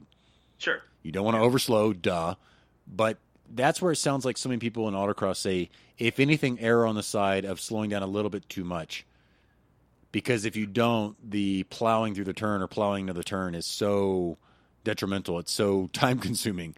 Yeah, I mean, it's just about recovery time, right? Because recovering from being too slow is much faster than recovering from being over the limit. The recovery time is shorter, so there's less time lost. Yep. And especially I loved it when Ross Bentley pointed out, and people go back and listen to that interview if you can, and catch him anytime he's in town. He travels around a lot. He has his own little podcast. He does them about 45 minutes long. He was pointing out how when you're in first gear or second gear, the punishment for going too slow is so much less than if you're in fourth or fifth gear, like on the track. Oh, yeah, very true. And what hit home about that with me was he said, so if you're at higher speeds, you want to slow down earlier. You could do less braking, so it's a high-speed sweeper or something. You want to do it a little bit sooner. I was like, oh, that's something I haven't got to really practice, but it actually clicked with me of, okay, you're not going to slam on the brakes really hard when you're at a 50 mile an hour and you want to go down to 45 or 40. He said, no, you want to do it a little sooner, like straighter line, basically. So that's something else that maybe somebody wants to practice for a day or take into consideration. Yeah, I mean, I guess, and Ross is likely even talking from an even higher speed perspective, right? Because, I mean, he's generally talking about, like, track speed stuff. And, I mean, that makes sense from the perspective that if you're going to try to really brake super late, entering a 110 mile an hour corner, right? The weight transfer that you are causing doing that has much more significant kind of the penalty for failure is much greater, right? When you create too much weight transfer or loss of grip at 110 miles an hour, you slide a lot longer and a lot further, and so your recovery time is even more. Like, forget about hitting a wall and all that stuff, but just recovery takes even longer. So avoiding that is generally better. Yeah, and the weight transfer that you bring up, he was so big about that. Every time you have weight transfer, you lose overall grip. Right. He hammered that home like no other. Now, maybe in rallycross, not true. I'm not sure.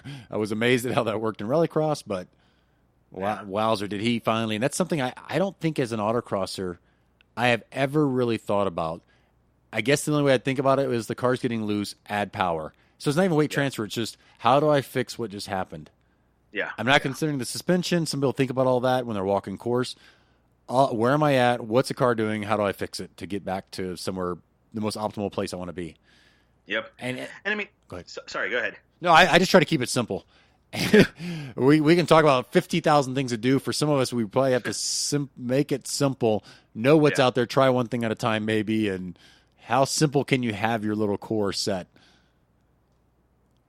Yeah, totally. And I mean, this goes back to what we started talking about right at the start of this, right? Is that when we do make a mistake like that, right? When we kind of have a slide or whatever mistake we create, so many of us kind of default to, I need to fix my car to make it not do that, right?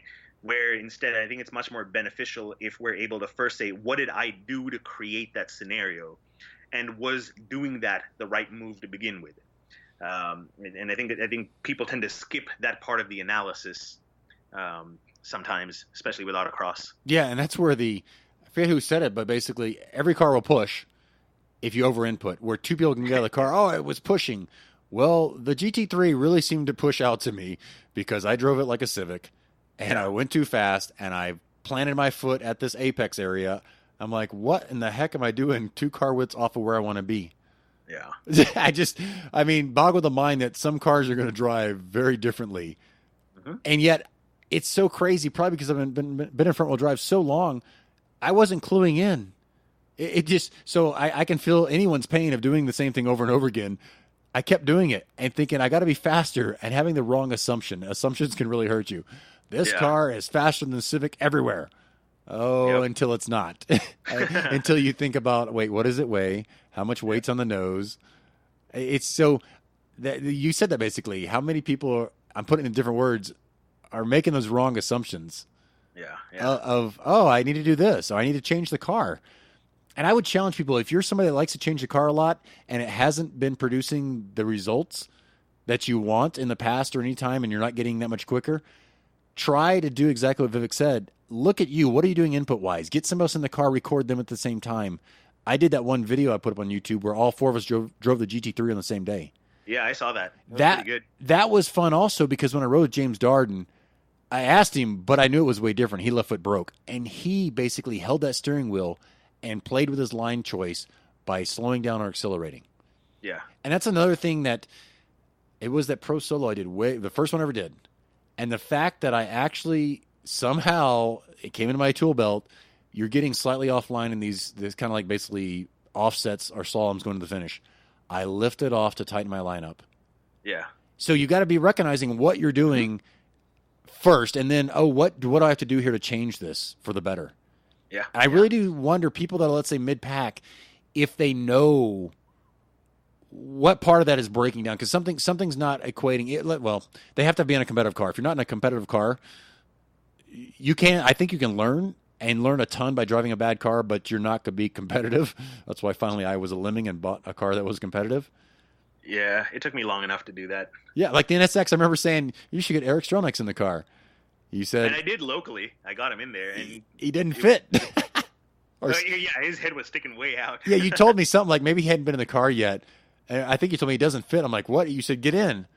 I was like, oh, okay, I get to mark this one off my list. Yeah, that car, I mean, at the end of the day, it just wasn't a good autocross car at all. And it was a couple of frustrating years. I mean, I enjoyed driving it. It was a great car to own and drive, but it was frustrating to try to compete in that car, especially when there's no part support for it or anything. I had to have a custom sway bar fabricated for it because nobody made one.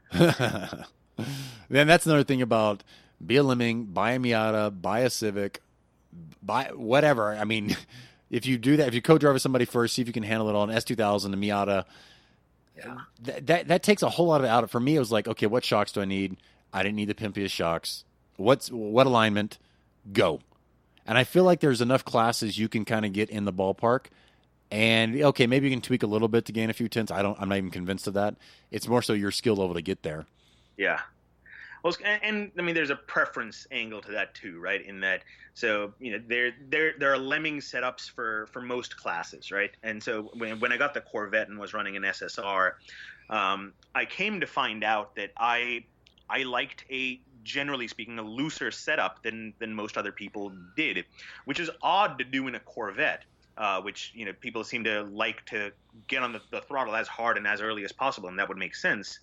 But I mean, maybe a few others were doing this too, but I ran that car, you know, with the Strano front bar, or the smallest of the Strano bars, and ran it with 0 rear toe, where most of them had a fair bit of rear toe in.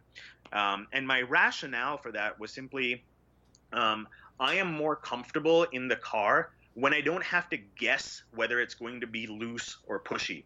If I know that it is always going to have some amount of looseness there, then it's a predictable thing, and then I know what to do in every scenario. I never have to guess. And so it made me think less about what the car is going to do. Because you got to the point of, once again, for you, being past the limit because it's just a little bit loose there. Yeah.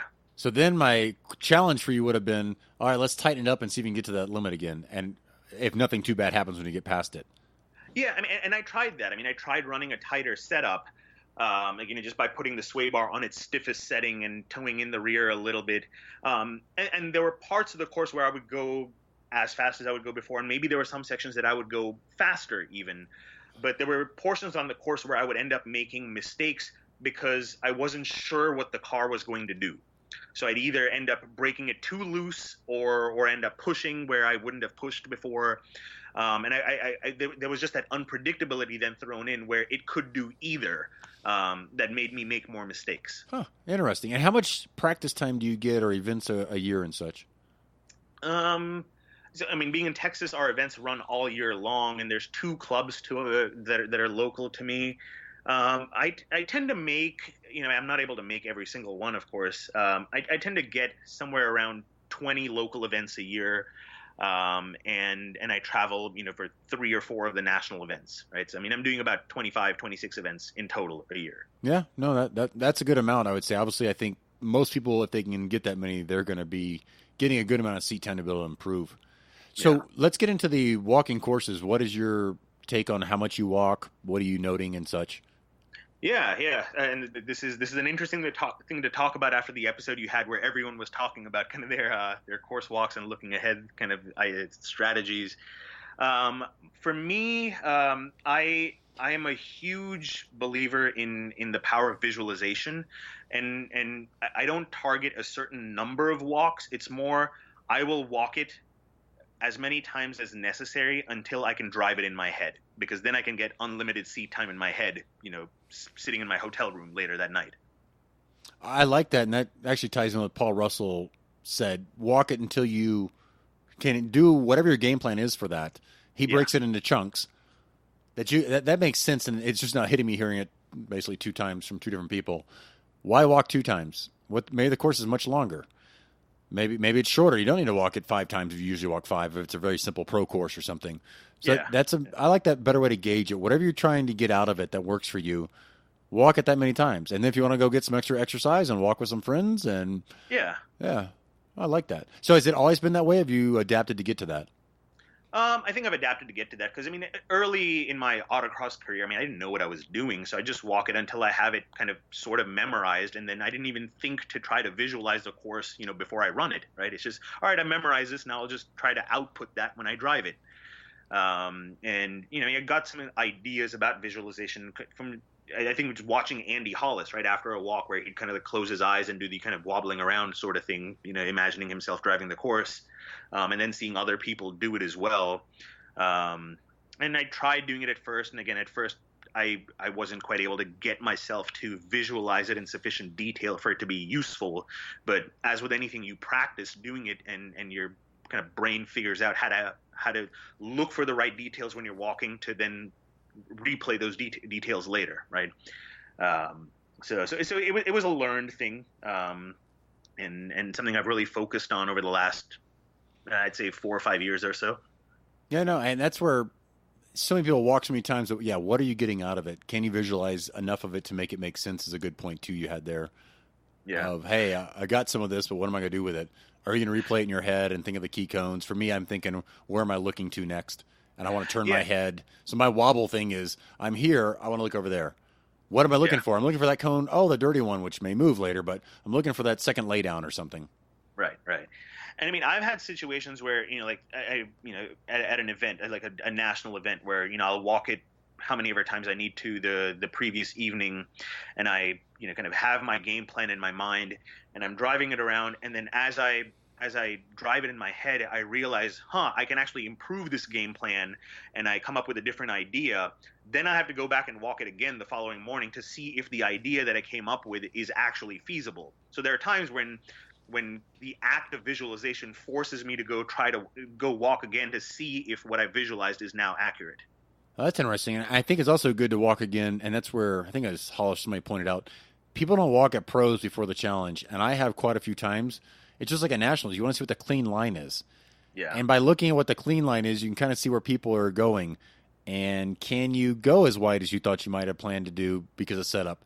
Well, usually you can't set up much of anywhere unless it's someplace where people are pushing out time and time again. So, yeah, you're walking, pretty simple. When you get to actually running, what you have any mental tips or thoughts there that you use that have been helpful you came up with? So, I mean, all I can speak to is what works for me. And, kind of like my first run focus tends to be, I think, like I mentioned earlier,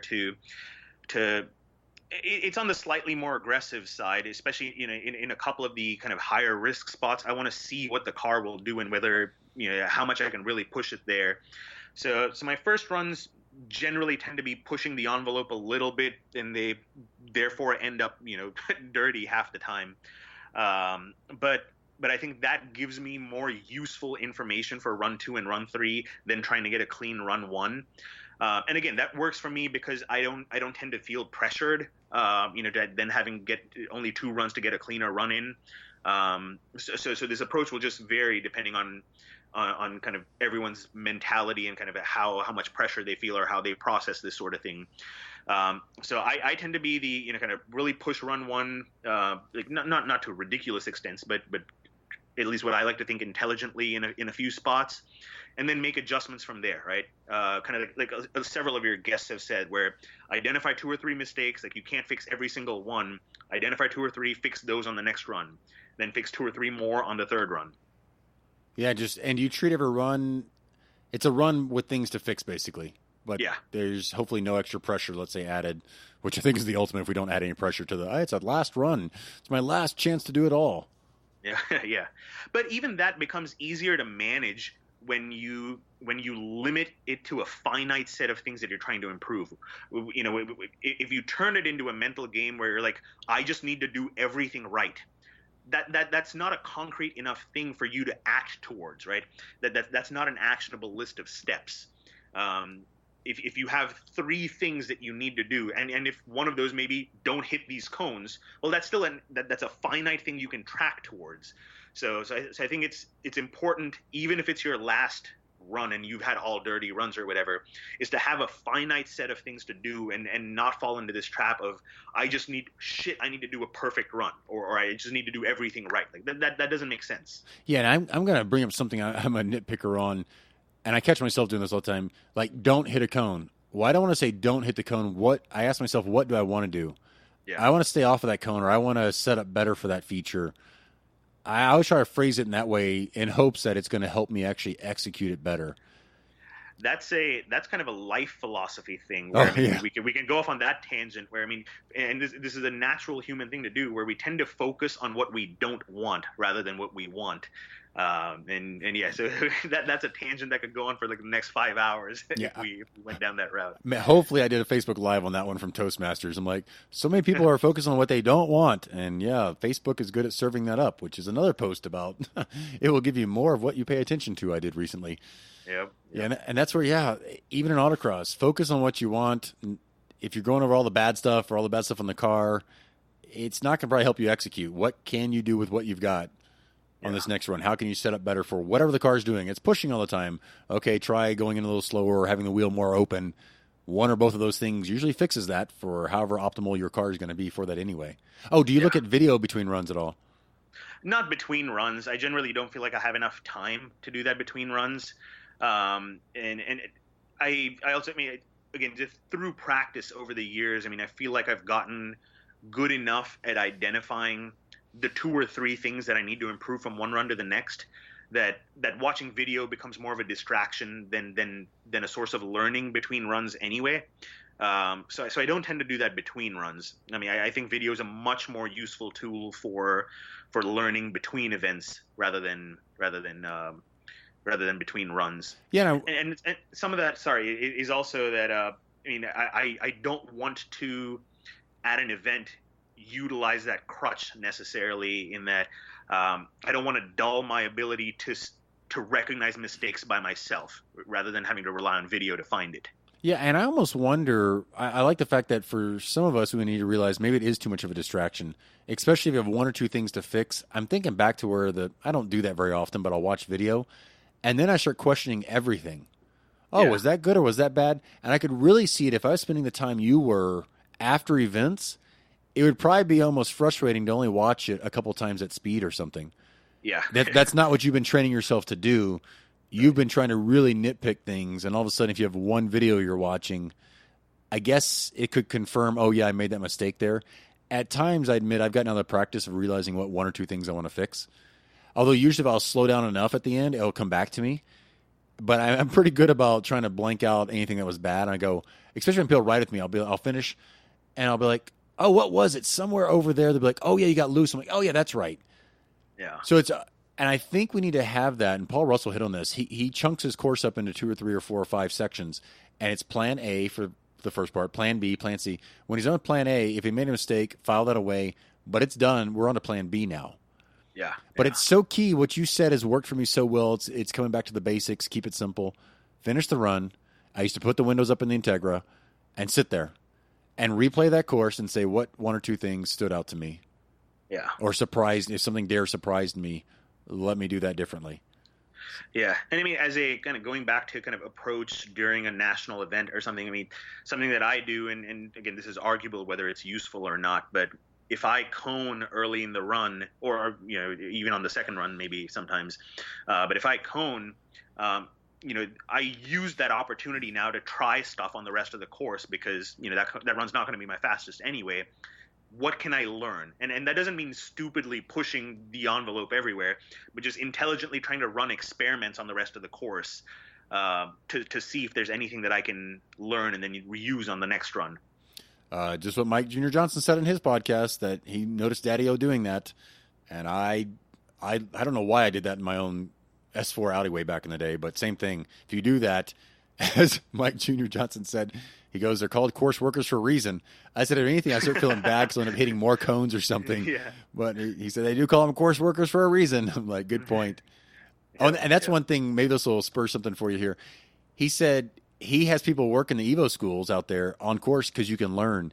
And I have learned a tremendous amount. He said he goes out and works extra shifts or works a shift when he doesn't have to. I've done that. And at times maybe it's nerves. I want to get there and see things. But especially if you're newer, I think you can learn so much by watching people, especially if you know who the faster people are. Yeah. So at Pro Solos, anytime a new class comes up after the first session, the first 2 people up are the leading the class. And it's so fun to watch them, especially if you can watch a certain section versus somebody else, to really pick up. So there's so many ways to learn. I mean, I even get crazy where, especially in Integra, I drove the car to and from events. I would turn my mirrors down and drive across this country and see, am I really on the line?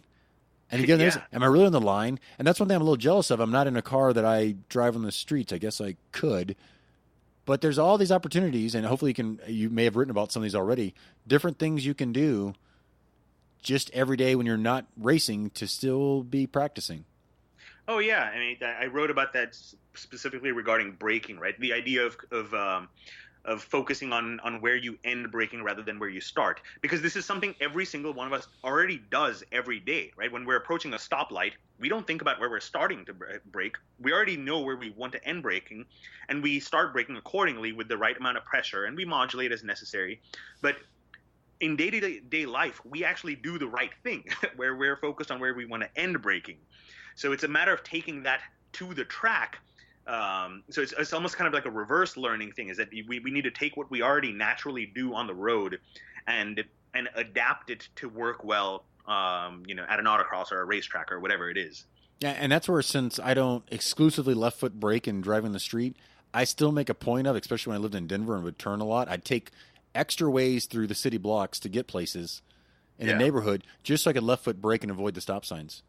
Yeah. Even though I was in totally different, I didn't care if it was the F-250 truck or whatever. I like what I think it was Junior Johnson said. It takes a lot of time to be good with your left foot. I don't think people. The more I hear from people in this podcast, the less I think people should be trying that. Turbo cars, okay, I still think, which is why I did it. But I'm now challenging myself. Can I do it less and less, or make it sometimes I do it, sometimes I don't? Just to have more tools in the toolbox. Once again, of hey, if I don't need that, I don't have to use it. If I can need a little more lift in there, I don't have my left foot around. And that's all the things you can play with on the street. Yep. I mean, with left, so I'm not a left foot breaker, and my thought on it is, I think if done perfectly, left foot braking has higher or better, the potential for better performance than a right foot breaker, but only if done perfectly, right? It's just your window for making a mistake tends to be broader with left foot braking, especially as you're learning to do it, right? Like you either over brake or under brake, or the very common thing that left foot breakers, I think, struggle's the weird word to use here, but maybe struggle with is they tend to overuse that, right? Is to kind of scrub off a little too much speed too often on a course where, just a lift or a partial throttle would have worked. But again, I think if executed perfectly, sure, left foot braking will be faster. The thing though that I think is makes it a little tricky is that some of the reasons I'm not sure I agree with a lot of the reasons for left foot braking. So, people talk, so turbo cars are, if you need to keep the boost up, all right, fine. I get that. The way I think about it is, the idea behind left foot braking or anything in a car, I mean, you're creating weight transfer, right? But the weight is a force. And so that force only exists when there is acceleration, right? So if you're holding some partial brake against some partial throttle, but the car's not accelerating, there is no weight transfer occurring. The only effect that you're getting from left foot braking in that instance is through kind of rotational force from the calipers kind of dragging against a rotor. So there's weight being put onto the front tires because of rotational force, not so much because of weight transfer. So it is beneficial, certainly, but you're not creating any weight transfer, at least the way I think about it. And maybe my physics is totally wrong there. Well, that or maybe what's happening is, so I'm the person that will touch them if I'm at a slalom or something really high speed and I think I'm getting a little bit out of sorts. So, yeah, I'm dragging the brakes, and the sensation I think I'm feeling is the car hunkers down. Instead of like lifting and a front-wheel drive car wants to kind of get really loose and spin. Mm-hmm. It's so weird. It's like it's got a vacuum and it just compressed everything a little bit. I don't know what it's really doing, but it's like a safety feeling. That's why I do it. So that makes sense to me on the front of the car, right? Because you're kind of keeping a steady speed, but the rotational force from the kind of rear caliper against the brake is pressing the front down. I'm just not able to conceptualize the physics of how it would make the rear of the car feel like it's hunkered down. Unless bias, maybe brake bias would do something where it would. Of course, I would think you'd be losing grip if the rear was locking up more than the front, which doesn't seem to happen in Civic land anyway. Yeah. The only reason I do that is because I feel like I can be that much more aggressive in high speed sections. I'm curious in doing in kind of using that technique. Have you managed to get data between when you do that and don't do that and see whether you are actually carrying more speed? No, but in the STRS 2000, that's one thing we want to do. I haven't been collecting data consistently at all for years. I feel like it was a tool that taught me the tightness, which you may not have heard me say this before, but when Mary Medicus is a second faster than me in Packwood through a huge exaggerated 1.8, well, it's kind of like a double. It was a turnaround, but it had like two sections to it, almost like heart-shaped. And I looked at that, and I saw the distance. It paid for itself right there. The tight and tight, every time I look at the data, you look at the lines, and as long as you have two fast drivers, be like, I wonder who's faster here. Whoever's tighter. Yep. I mean, it's probably, I'm not sure if it's 99% of the time or 90% of the time. It was so much so that was the lesson for me. So any stubbornness about I'm going to carry the speed or do something else. And honestly, had I kept doing that, I would have seen that in the GTR. and not kept doing that. So Yeah. I'm saying that out loud for everybody to hear, because in reality, had I kept doing that, I wouldn't have struggled so long in doing what I was doing, making the wrong assumptions about what I was doing right and wrong. Yeah. I just didn't know. And what's crazy is I didn't adapt to that car enough that when I got back in the Civic, or actually I got in David Whitener's Civic and was able to win because it rained, luckily on day 2. I didn't, well, not luckily, but I was fast enough on the first day that I got back into that car, and evidently I didn't really adapt any of my driving style even to the GT3 enough that it hurt me getting back into a Civic. Interesting. Which is bizarro to me. That means I wasn't adapting, and or you can drive cars. Of course, I was told that cars should drive like a Civic of all things. But it kind of blew my mind. I didn't do well in the GT3, but I was able to hop back in the Civic, and it still felt like home of all odd things. Yeah. Interesting. Yeah, so Very interesting. Yeah, I mean, it's so maybe I don't feel as much as I've just gotten comfy with a Civic and how it feels and what it can do. Yeah. Yeah, it's mind-boggling at times, all the things we can try. But once again, it comes back to, in that case, I didn't know what I was doing wrong. Yeah. And it was just, John Ames said, "You're overdriving." I'm like, overdriving the tight sections. Makes total sense. Yep. No, I like those inputs, and the left foot braking. Let's warn everybody. At this point, I can't imagine telling somebody to do it. If he came out of karts, maybe. But even hearing Julian Garfield, he goes, "No, I right foot brake in a car." Yeah. I'm like, wowzer, and you grew up with the left foot doing everything. And I think that weight transfer, that little bit of time between the two, is the lift that definitely helps in some regards. It may smooth out the weight transfer even. Yeah, I mean, I think, and maybe left foot braking, and again, this is just how my feeble brain thinks about this. I mean, I think, again, in an ideal world, yes, I think it would be beneficial even in autocross, but I think it maybe has more application where there are larger changes in speed. I think in autocross, because our speed ranges tend to be, much narrower, and sometimes we're scrubbing just a few miles an hour off at a time. And I think sometimes it is easier to do that, even though conceptually left foot braking sounds like it would be easier because your foot's right there on the brake and you can just, squeeze down just a tiny bit to take off a few miles per hour. But I think easing off the throttle just that little bit, or even just relying on tire scrub from turning the wheel to cause a little bit of slowdown, I think those end up working better at autocross often, just because you end up carrying that little bit more speed, and you end up staying on that edge just for a little bit longer. And maybe that's where the feeling of plantedness comes from, right, with left foot braking, and that maybe you've fallen like a 0.5% under the limit, and so it feels more planted. Yeah, definitely. Well, I think in a front-wheel drive car, it's so much safer because if you lift and input in the steering wheel, that's when most cars go around, or they go to the point that you've blown the run. Sure. That's really what I feel like I'm accomplishing. Yet when other people drive my car, they don't think it's loose at all. And at times I don't think things are loose, but co-drivers say, "Oh, wow, the car's loose." Like you were saying, people watching a slow-mo video of a slalom, they're getting that rear end to slide around, which is what you need. If you're fast, you're doing that. Yeah. And it's funny, I don't consider a car loose until I had to do a lot to catch it, which I think is meaning I'm okay with being at the limit and slightly over. But once it goes way past, I'm like, okay, the car got loose. I really goofed up here and I had to catch it. Yeah. And so that's maybe a gauge for people. If you're never having to catch the car, you're not at the limit. If people are riding with you and saying it's moving, but you don't think it's moving, then you're probably executing on the limit and not even realizing it. You just gotten to that point. Yeah. So that's a good place to be, though. Yeah, no, exactly. And that's where you've had co-drivers, it sounds like, a decent amount of times. I think it's so helpful whether you have a co-driver or at least you're riding and getting people to ride with you and vice versa. Mm-hmm. That's a big learning tool that I didn't use at first, but I really have picked up things over the years when that's been available. Yeah, and I mean, I'll go as far as to say, I've had co-drivers, or locally, I co-drive with, other people fairly often. Often people who are like newer to the sport, and you kind of want me to co-drive with them just to see what I do.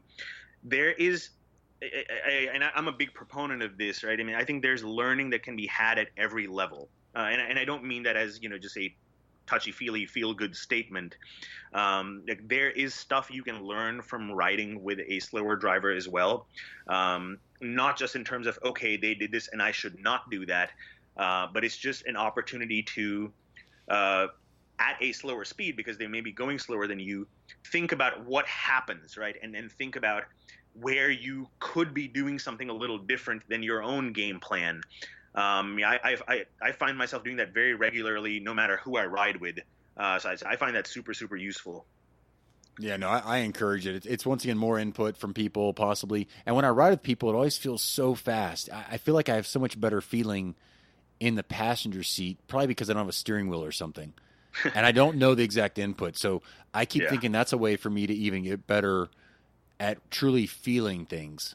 Yeah. From the butt perspective of what am I feeling the G-forces and such. So something I definitely am adding to my list of things to try. And that's where the test and tune type days, I've had a lot of fun, as well as just seeing different styles and noticing the inputs. Huge. Yep. And I mean, so going along with the kind of learning thing, right? You were mentioning earlier about kind of the learning that you can get from working course, right? From just watching different people go through that section of the course. And again, too, I mean, I think the more advanced drivers, we tend to fall into a bit of a trap of thinking that there's not much we can learn from watching that, and that's only useful to someone new. And it's just how much can you attune yourself to notice more nuances, right? Because there's always more nuance to notice, even as an advanced driver from watching, while you're course working. Like just where are people getting on the throttle? How much are they sliding? Are they able to maintain their speed while sliding a little bit? I mean, there's all these nuances you can pick up on if you're really paying attention.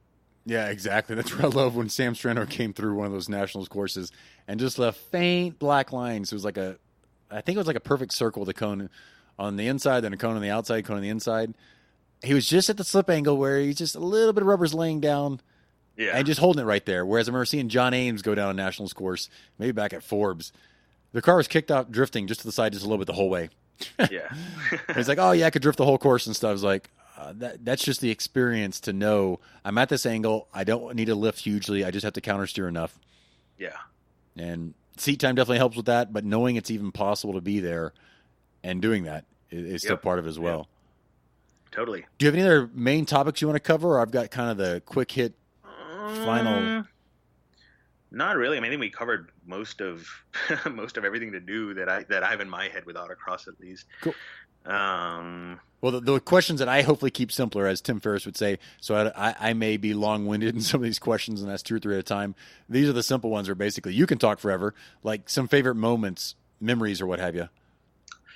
Oh, man. I mean, and I assume we're talking about driving-related ones, not well, it might be course design at nationals. It might be, who knows.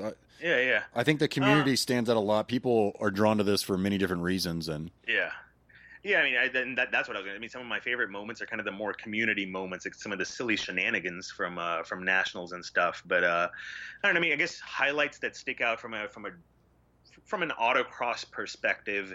I mean, I guess the first vivid memory is from 2011, where this was, in 2010 was the first year I'd campaigned to the NSX, and it was the car did well locally, but it was kind of horrendous nationally. Like when you get a course that's larger, where the S2000's in its power band, I mean, there was just no contest. But so 2011, my car was out of commission for that entire year. I had lost my job too, so I didn't have the money to get it fixed. So that was a co-drive year for me entirely. And that was my first year where I had, at least to me, it was a very successful year at nationals for me, where I did the pro finale in Jadrice Toussaint's car. And he was of B stock fame, like always running at the top or winning. I forget if he won that year or won the previous year. But at the pro finale, I ended up winning the pro finale by like 0.9 of a second. I think I was a top qualifier that year. Oh, wow. or second to top qualifier. And it was my first time driving a fully prepped S2000 CR, right? And that was one of those moments that I very vividly remember of, holy crap, this is what a really well set up car feels like, and it just makes everything easier. Like it's like I'd always, like I said, I'd always driven kind of like half set up cars, or on stock shocks or whatever, and they worked fine. Like they never felt bad to me. Like they always, I was always happy with them. But that was the first moment where I was like, this has just made everything easier. I don't know if the ultimate pace is faster, but it's just easier to get to that pace. So that was really interesting to me, and it was I did well at the pro finale, and at nationals as well. I was co-driving Eric Strelnick's FP Boxster, and that was the first year he had it. He wasn't driving it; it was the original car owner and I were co-driving it that year. And the car handled beautifully, but it was woefully underpowered that year. That was a year. It was I think it still had like a stock motor in it, and it was essentially making like 170 horsepower at the wheels, compared to like 300 horsepower for the really prepped up FP cars.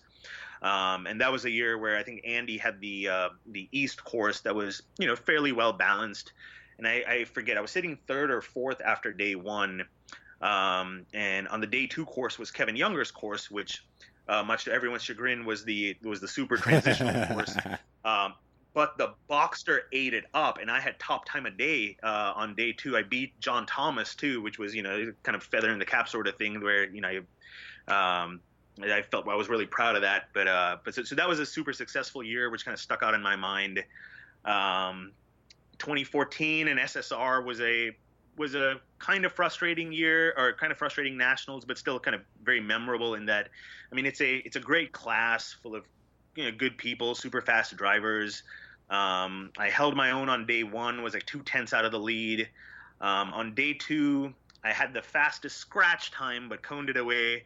It wouldn't have been enough to win. I would have been second, I think like a 10th behind GJ, but doesn't matter, coned it. But it's still, I mean, it felt good kind of being in the hunt with some of the big names in the sport. So hopefully I add to, I don't know, make some really strong memories in 2017.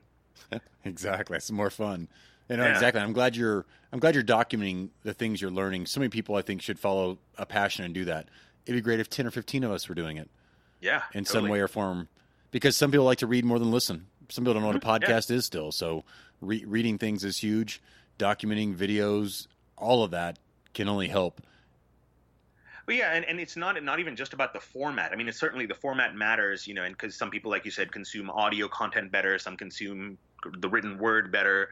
But it's also just hearing the same thing in a different voice, right? We all use different words and terminology and phrasing to say maybe the same thing, but hearing it a certain way resonates with one set of people, and hearing it in a different way, it resonates with someone else. So I think the more voices you have speaking about this stuff, the more everyone learns collectively. Exactly. So what has been your favorite car? You actually cover the cars you've driven, let's say, at Nationals, and then pick a favorite one for us. Sure. So first Nationals was 2008. I was co-driving with one of my kind of mentors and close friends I mentioned earlier, John Hale. He had an STU STI that we ran that year. Then in 2009 was the year I co-drove Dan Pedrosa's MX-5 and C-Stock. And he had like the MSR conversion package thing. So, I mean, that car was a lot of fun. It was a great handling car. And then 2010 was when I got the NSX. So that was my first year with the NSX. 2011 was most of the year was just co-driving whatever anyone would let me drive. But then Nationals, like I said, was Jadris's CR in B stock for the finale, and Eric Strelnick's FP Boxster at Nationals. 2012 was my kind of year back in the NSX, and I was like, all right, I'm going to give this a full effort and kind of really give it everything I have and see what I can make it do. And I really wasn't able to make it do much. So that car was, in a lot of people's eyes, was a super cool car, and it certainly was. I mean, I thoroughly enjoyed owning that car. But what may be surprising to people to hear is that when I sold that car is when I got the C5 Z06. And I think from all the cars that I've ever owned, the C5 Z06 was the most fun car on the street and at an autocross. Like, it was just the most fun car I have driven, period. I mean, and people think I'm crazy for saying this, but I enjoy driving that car more than even an FP Boxster or like any prepared car or anything. Like, I loved driving the Z06. Now, here's the part where that makes people go even more crazy. I actually prefer it in A Street to SSR. I felt like the grip to power ratio was more fun in A Street than in SSR. So I love that car in A Street form. Believe me, that's been one of the top cars people have talked about, and I keep saying, okay, maybe finally I should try to co-drive and play in that some point. Yeah, I think Jason Frank, maybe he's running an A Street at least some events yep. this year. I know. Yeah, I think he is. Yeah, I don't know. I was questioning the Z06 versus non-Z06, but he's an A Street, so yeah.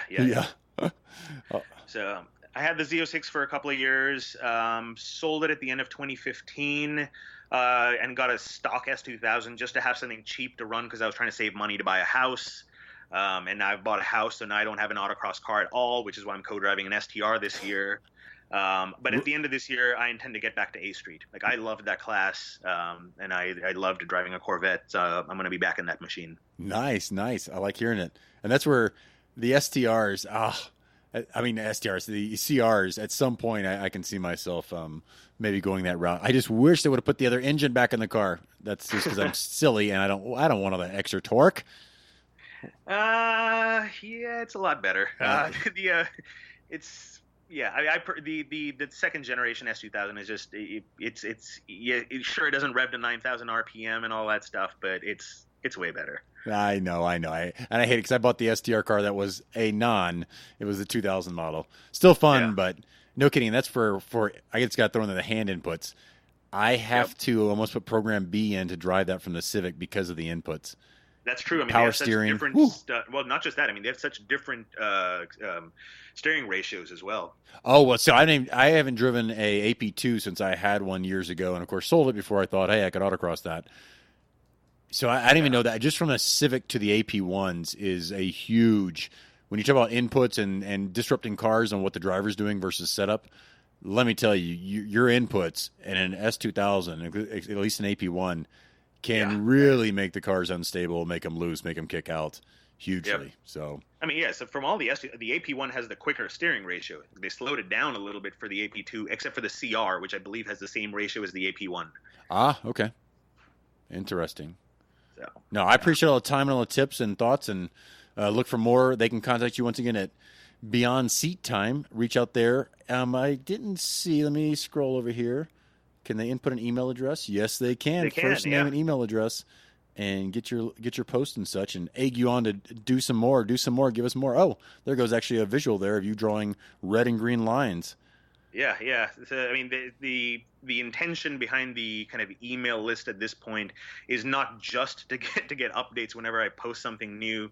The intention is also to have a bunch of, I don't know, maybe like exclusive content for people that are on the email list. I'm working on one of those right now, kind of my thoughts on going through a slalom. So I'm putting that together right now. Yeah, that's where something I've thought of, and honestly, I want to hear feedback for myself and for you in case you want to do this, is like a Facebook group. Do we dare create a Facebook group for this podcast where people can ask more questions? I'm hoping people will follow up, and we've had some of this. I've got to get back and be good at recording them, where people could have questions for you, 4 or 5 or 10 questions, and basically I wouldn't have to even ask them. I could send them to you, and you could record them or something. And that's where if you have exclusive content or more access to you or a group or something, that's very common in the online space as doing that is some way. And that's like me. I've collected emails, and I don't send out emails. I hate spam because I run a web hosting company. So I'm like the anti-spam. I've got your emails, and what I try to do every so often, it's been a while, is just reach out and say, hey, thanks for listening. Thanks for that. What questions do you have? Yeah. What do you like and not like? That's what I like to hear about, whether it's Facebook, sending us emails on the website. What do you want to know more of? And you're going to need the same thing. What do people have questions about? Right. What's confusing or not confusing? How can you help explain that? Because that's the big mystery for me is what will help people improve? What do people like to hear about? And what clicks for them? It's entertainment mixed in with getting better and learning about the sport. Totally. And I mean, that's why I value a lot. Like, a lot of people have given me input on what they want me to write about or whatever. And the thing that's, I got started writing this stuff just by thinking about what I either struggled with or still struggle with, right? Because, like I said, I mean, because I'm not a natural to begin with, I likely have had the same struggles that a lot of people are having with this stuff. So it's been easier for me to kind of think of a set of things to start writing about. But yeah, I mean, I've been getting great feedback from people about what they want me to write more about or new topics they want me to delve into. Yeah, and that's where people may want to be taking notes about what their struggles are, especially if they're new or have been doing it for a little while, just to kind of see what they're learning and help you focus in on, hey, I really struggled with this today, or I didn't really think I knew the course too well, or this surprised me. That stuff can help, and it's something you can share with us, and we can see if we can help with it or not. But I think it really help people focus in on what they can be focused on for the next event, or at a test day, or to talk to you, something like that. Taking notes and recording things, journaling, I get to where I journal some days, and I'll do it for months, and then sometimes I fall off the wagon. Yeah, I mean, I think a lot of that even just comes down to, how important anything is to people, right? I mean, is improving at autocross really important to you? If so, figure out what it takes to make that improvement, right? And it begins with kind of that self-diagnosis of kind of figuring out what your deficiencies are before you're going to be able to work on them. Now, of course, to a lot of people, doing this sort of thing sounds like a lot of work. It sounds like it takes the fun out of it, or it sounds just tedious, right? And that's a perfectly valid perspective. Like, doing that kind of analysis and making that kind of improvement isn't for everyone. But if this is something you care deeply about, then look into it, try to figure it out, and the Kinch is here to help. I mean, I'm trying to do what I can. I'm sure other people are as well. And that's where the people locally also, when you can follow them when they're walking course, ask them some questions. As Mike Jr. Johnson said, everybody's always asking him questions, and he's a talker, so he'll always answer them. He also knows what he's doing. Yeah, exactly. That helps. I loved it when he said, I said, what are you best at? Teaching?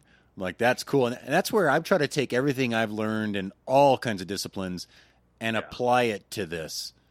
Yep. I mean, racing is a game, just like business is a game. They all have rules and things you can do and people you can copy and tactics you can use. And I mean, in a way, racing has more in common with business than with soccer, because racing and business are both mental pursuits, right? I mean, racing is not a physical pursuit. So there's plenty to learn from other cerebral pursuits and apply that to racing. No, exactly. And that's where, if you have a book list and stuff, I would advise you to share that on your site. I read quite a few books. I keep saying I'm going to record little summaries on my other podcast again and fire that back up. Yeah. Just sharing people. I mean, that's what I find interesting. What are other people into? I love to connect and talk about business and anything people are doing like no other. Yes, I like autocross. We can talk about it. Obviously, I get to spend hours doing it now with people and hearing from them. But there's so many things I think we can also reach out in this community and share and talk about and help people do things. That's why I love hearing when other people are in this community trying to do something related to it, whether you're building shocks or you're blogging, anything that's going on there. So, yeah, I appreciate all the time again and good tips and thoughts, and I do look forward to more on your site there. Oh, I didn't ask you what cars. Do you have a car you'd want to drive with anybody's? Is there anything out there itching? I can add this back in. That's true. I mean, you ask people like what their kind of like favorite autocross cars are, like kind of their dream autocross car. Yep. There actually is, and it's local to me. There's Jason Meinhardt's E-Mod Stalker. I think his car is just badass. And so he did really well at Nationals last year. I think he kind of showed the pace of that car one of the days. I think one of the days he had some issue, but the other day I think he was like right with Kiesel, and they're still developing the car, and the car is much better this year. So I think it's going to be a good show in E-Mod at Nationals this year. But just watching that car is amazing. And Jason has a co-driver this year. It's the same co-driver he had last year, another Jason.